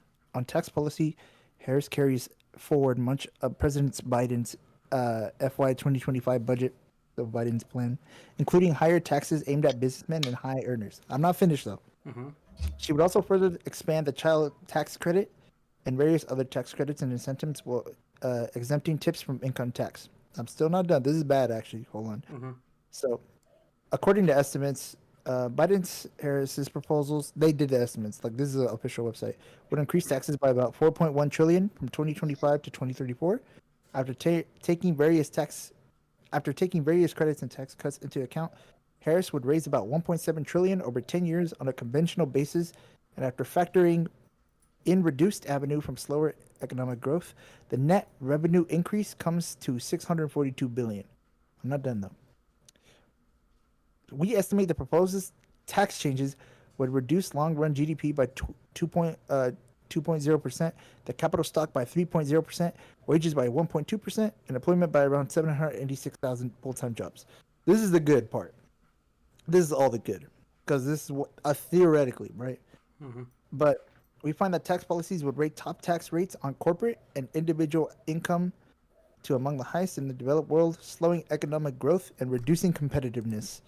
The tax credits and other caveats would complicate the tax code, one more spending through the IRS, and together with various price controlling, fail to improve affordability challenges in housing and other sectors. And then there's some unspecified areas with like what they're going to do with tax cuts and the Job Act, and what she's going to do with the 2025 quarter on that. So yeah. So the whole negative is like theoretically is all good on paper, but there's a bunch of factors she's not accounting for, like price control and everything. Yeah. Inflation. Mm-hmm. Yeah. She's spending money to make more money, but you can't do that. Okay, because like okay. I don't know if you guys' states would be considered blue states, but California is definitely a blue state, and I understand helping the little guy, but I live in a state where California, the cost of living is high per person. Now that also applies to businesses. Running a business is expensive, and then you know what California decided to do? They said, "Hey, McDonald's, start paying your employees $20 an hour instead of the basic minimum." On the one hand, that's great because that means the employees get to make more money. But on the other hand, a company will see that as a problem. There is, you know, a margin. There's a bottom line that they're trying to they're trying to float up above, and anything that would threaten them to go under, they will find a way to make that money. And what did they fucking do? They started firing people. They started giving people less hours. Although people that are working are getting paid $20 an hour, they're working less time. Did that solve anything? I don't think so. I don't think... Now, if you sit there and told me, hey, like massive companies that make a shit ton of fucking money, they could afford to take the money out, I understand that. But anything that a business would perceive as a threat to their monetary earnings, they will find a way to make that money back. And that's my issue with trying to just blatantly be like, yeah, no, we're gonna charge taxes more. That doesn't solve anything. You know. Don't forget, most companies will just fire people and go to different. I mean, shit. That's what fucking happened with Elon. Like the amount of money to run a business, you know, Tesla in California. It was getting to the point where Elon's like, you know what? I'm gonna just move. I'm gonna go from Cali and move to Texas because it's cheaper in Texas. That's what he fucking did. So it's like, I get it. Some of these companies make so much fucking money that like maybe putting increasing their taxes might not make a dent, but they can't just blindly do that. They got to put a lot of research into it and figure out how would companies react to that, and instead of just, all right, we're doing this like automatically, because like I don't know, taxing businesses is not as simple as you would think. Whatever, it's all flawed anyways. It seems flawed. Well, what's Trump's what's his plan? I don't honestly, like, he's still trying to do the 2016 stuff, which works. It works, but that's not something that it's a lot more compared to Kamala's. Like, Kamala's is very straightforward. Trump's is like a lot more paperwork I gotta read. I'm not reading. Well, I mean, there's a TLDR on the website that I could put. Business taxes lower the corporate income tax rate from 21% to 20%. Lower corporate income tax rate to 15% for companies that make their products in the U.S. There's the credits, deductions, and exemptions. Oh, Ace. Notice how I just asked for our votes and then we got into a political discussion. I mean, like, listen, okay. It's supposed to be a short stream. It's supposed to be a short stream, but I will admit, a topic like this is a very important topic to talk about. Like I don't like talking about politics that much, but like, hey, if we want to talk about what would be beneficial in terms of like the economic state, I think that's fine to talk about, because like, damn, bro. Yeah. Again, I live in California. We get taxed up the ass for fucking almost everything. The one thing thankfully we're on tax for is digital tax. I hope that day never arrives. New York has to deal with that shit, and I feel sorry for y'all, because imagine you pull up to Nintendo, you get a $20 eShop card to spend on a $20 game. It's like, oh, digital tax. You don't have enough because you got to spend an extra $1 that you don't have, that isn't included in your eShop card. That would suck. All right, chat. Are we done? The method. There's one more. Yes, there's one I more don't want to talk thing. about the man. The most. Nah, bro. We just talked about politics. We need to lighten up before we go to bed. The method. Also, by the way, chat, we've been planning this method for 5 years. What does that even mean? That this particular method has been in the work for 5 years. Method 13. Yes, sir. Take the floor, Ace. All right. So, we say it's been in the works for 5 years, but in reality, it's probably been Ellie's whole life. And so, What? By the way, Ellie, I have not heard the method. By the way, I have not heard it. This is coming. I haven't heard shit yet. he just said it's been in the work for 5 years. What do you mean? Yeah, but I was unprivy to it. I was just- What are you guys even talking about? What? The method. The So- method has not been in the works for 5 fucking years. You guys started this shit as a bit, like, not even that Yeah, long but ago. this particular method has been. This in the particular works. method, I contacted just- in 2016 yeah. in retro. It's been in play, and we just discovered it. That's what we do, Ellie. We make new methods, but we also discover methods that either go unnoticed. You know what I'm saying? So, all right. Beginning of the stream, Ellie was talking about how shitty his life is and how, he hates his mom and shit.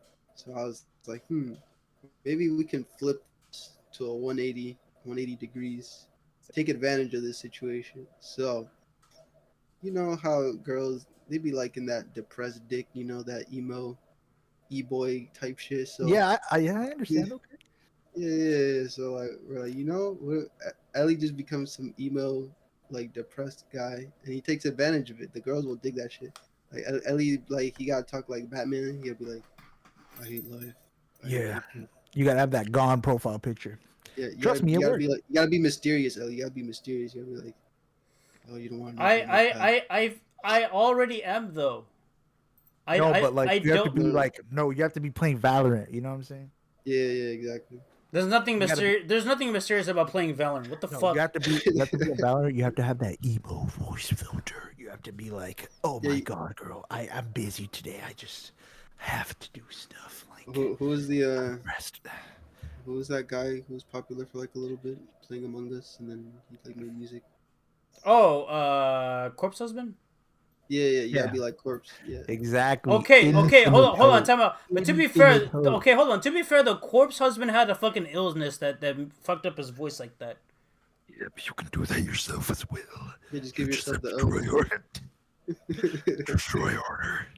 You just got go get your vocal cords like changed by surgery. Yeah, all you got. We got to do that by surgery, and then you're ready. Yeah. Hey, if your mom can get like a nose job, like you can change your vocal. Yeah, cords. you can, and then we got to get you a VTuber avatar, bro. We got to get you a VTuber avatar, and we got to get you that mysterious outline. You got to look like Kirito, sort of online type shit. You know what I'm saying? See how many hoes Kirito gets and sort of. Come on, kill me! I'm here! Come on, do it now!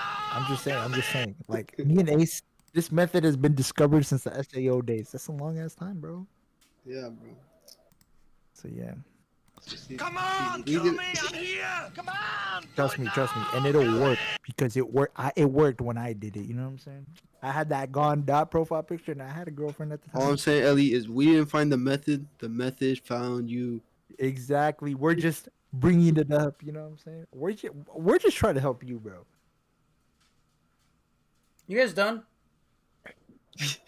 Yeah, we're done. I mean, Okay. Hope Hope I y'all wanna hear your thoughts. I wanna hear your enjoyed. I thoughts. I hope wanna hear y'all your have thoughts. a Wait, dude. Bro, wait. Let's hear your thoughts. What's your thought on the method? Bro, okay. Listen, you want me to be an emo recluse person? I kind of am already. I can't. Like, listen. But you got to full send it though. You got to full send it. You're like half sending it right now. You're like, I'm pretty positive. No, you gotta be like, fuck. God damn, I hate life. You gotta be like Kirito. You gotta be like, you just gotta get buffer, right? You just gotta lose a little bit more weight. You gotta get that corpse husband voice. And then you have to be a VTuber. GG's, bro. GG's. All the hoes. Infinite hoes. I think that'll work. Ellie's into it. Ellie's into it. Yeah, Ellie, like when Ellie does say anything, Come on, do it now! Yeah. Kill me! See, he's doing it right now. He's thinking- literally he's using it right now. He's posting the kill me soundboard. He's already fucking getting into character, bro. Oh Okay, my no, God. no, Cameron. Goat type shit. So Cameron, here's the thing right now. Mentally, my focus is in other fucking things. But I swear to fucking God, my friends are down bad on my behalf. They want to see me get laid even more than I want to get myself get laid. Don't get me wrong. I am interested in getting a girlfriend. I am just interested in getting down and dirty. But that's not the focus. That's not where my mind is at. And everybody around me was like, Ellie, we got to get yourself laid. We got to get you some pussy. I'm just like, bro, I'm just trying to figure out what I want to do for tomorrow. I'm trying to figure out if I should go out of my way to make breakfast and shit. The last thing on my mind is trying to get my dick wet. But the method's in black, bro. We had to make sure that shit's highlighted. I probably will bust in 4 seconds. But the point is, the point is, these guys are more desperate to see me get laid than I myself being desperate to get myself laid. We're just trying to help you, bro. Like me. Did I fucking ask for your help? No, but like you don't have. There you go. How do I say? Oh no, You have to ask this to help applies a to friend. everyone. Do you have to ask to help a friend? Do you have to ask to help a friend? I think the answer is pretty clear. Some friends just help each other out of the Yeah, kindness friends of their and hearts. church. Exactly, bro. We're just trying to help you. Like me and Ace are chilling, bro. Like you know. And we're By the way, this interested in one your is- breakfast. We're interested in your breakfast.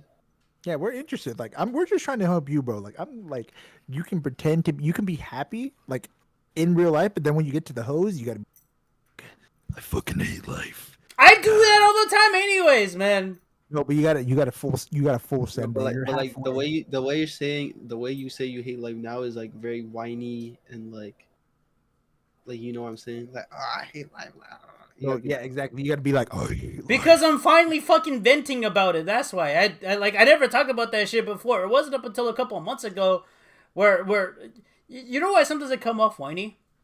You wanna know why I fucking do it? It's because I'm trying to make it click in my mind that this whole hating my own life and hating my own the way I am is I'm trying to make it sound ridiculous as I can so I can fucking snap out of it.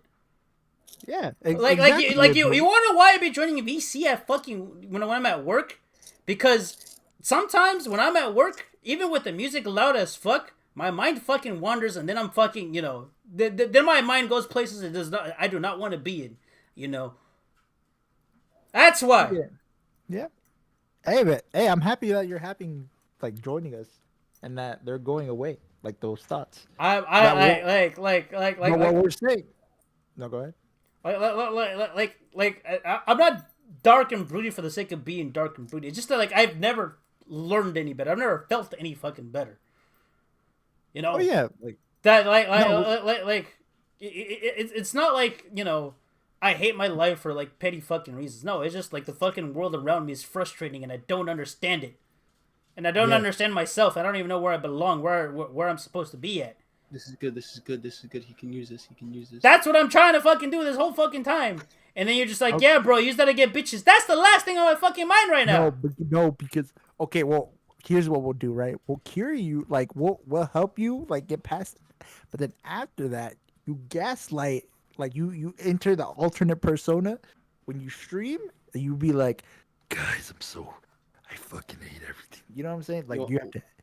I don't want to bring that fucking energy because sometimes he doesn't understand life, bro. That shit hit deep. No, that did hit deep actually. Unironically, I'm thinking about it right now. I'm not fucking kidding when I say I got 1,000 demons that I deal with every single fucking day, bro. That's. I am unironically a fucking mess, man. Bro's a Kuma for Street Fighter 6 with the fucking demon. Bro said, "Go on, Joe." Because the demon is 1,000 deaths, or is it 10,000? I can't remember. Die 1,000 deaths. Yeah. 1,000 Akumas. I just need to deepen my voice. I wish I could. I can't. This is about as deep as I can go. No, you can literally do it. Deep his voice, Ellie. If I scream in a pillow and make it hoarse, I'm just gonna destroy my vocal cords. Okay, but you just make it deep like this. You You sound like Kermit the Frog. guys. I think I'm losing my Skies of blue. What a wonderful world. I'm dying. I just it's not on my mind right now. Like I definitely need to work on myself and build up my confidence, but why? No, we believe why in are you, you we guys believe so in you. down bad on my No, behalf, wait. man? Okay. Listen. What? Listen.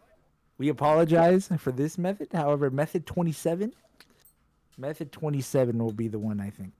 Ain't that right, Yeah. Ace? Yeah, I mean, this is why we do this every week. Yeah, We're we have always multiple improving, methods. Like, yeah, exactly. improving. I hope y'all enjoyed. I hope y'all have a good night. All right, let us say goodnight. Yeah, no, say good night. I'm giving you guys a chance this time. Buenos right. noches. Te Good llamo. night, chat. Ace didn't have his camera on. He's I tired. guarantee you he's in bed right now. I guarantee you he's literally shirtless. No, I'm in my chair. Cuídense mucho. Te quiero. Y no llore, okay? Yeah, and for me, just gonna let y'all know, JXCHI3 Cash App. Let me know. I might start a GoFundMe actually. Low-key, I'm broke as hell. Chill. You need to start making content again. I know, bro. I know. Like dead ass. I know. I'll start. I'll start. Chill, That's I'll how I was make content with you, bro. With this rig, I got you. Yeah, I no, bet. chill. I need to start making content again, so I can properly put you in the description, because it's been a minute. Yeah, no, it's been like. Where's my years. Kirby at? I know, but I'm not trying to make that. I'm trying to make actual. But you get the point. All right, chat. Signing off. Skulltalk. All three of us. Peace. The method. Part 27. Come on, kill me! I'm here! You in the stream? Do it now!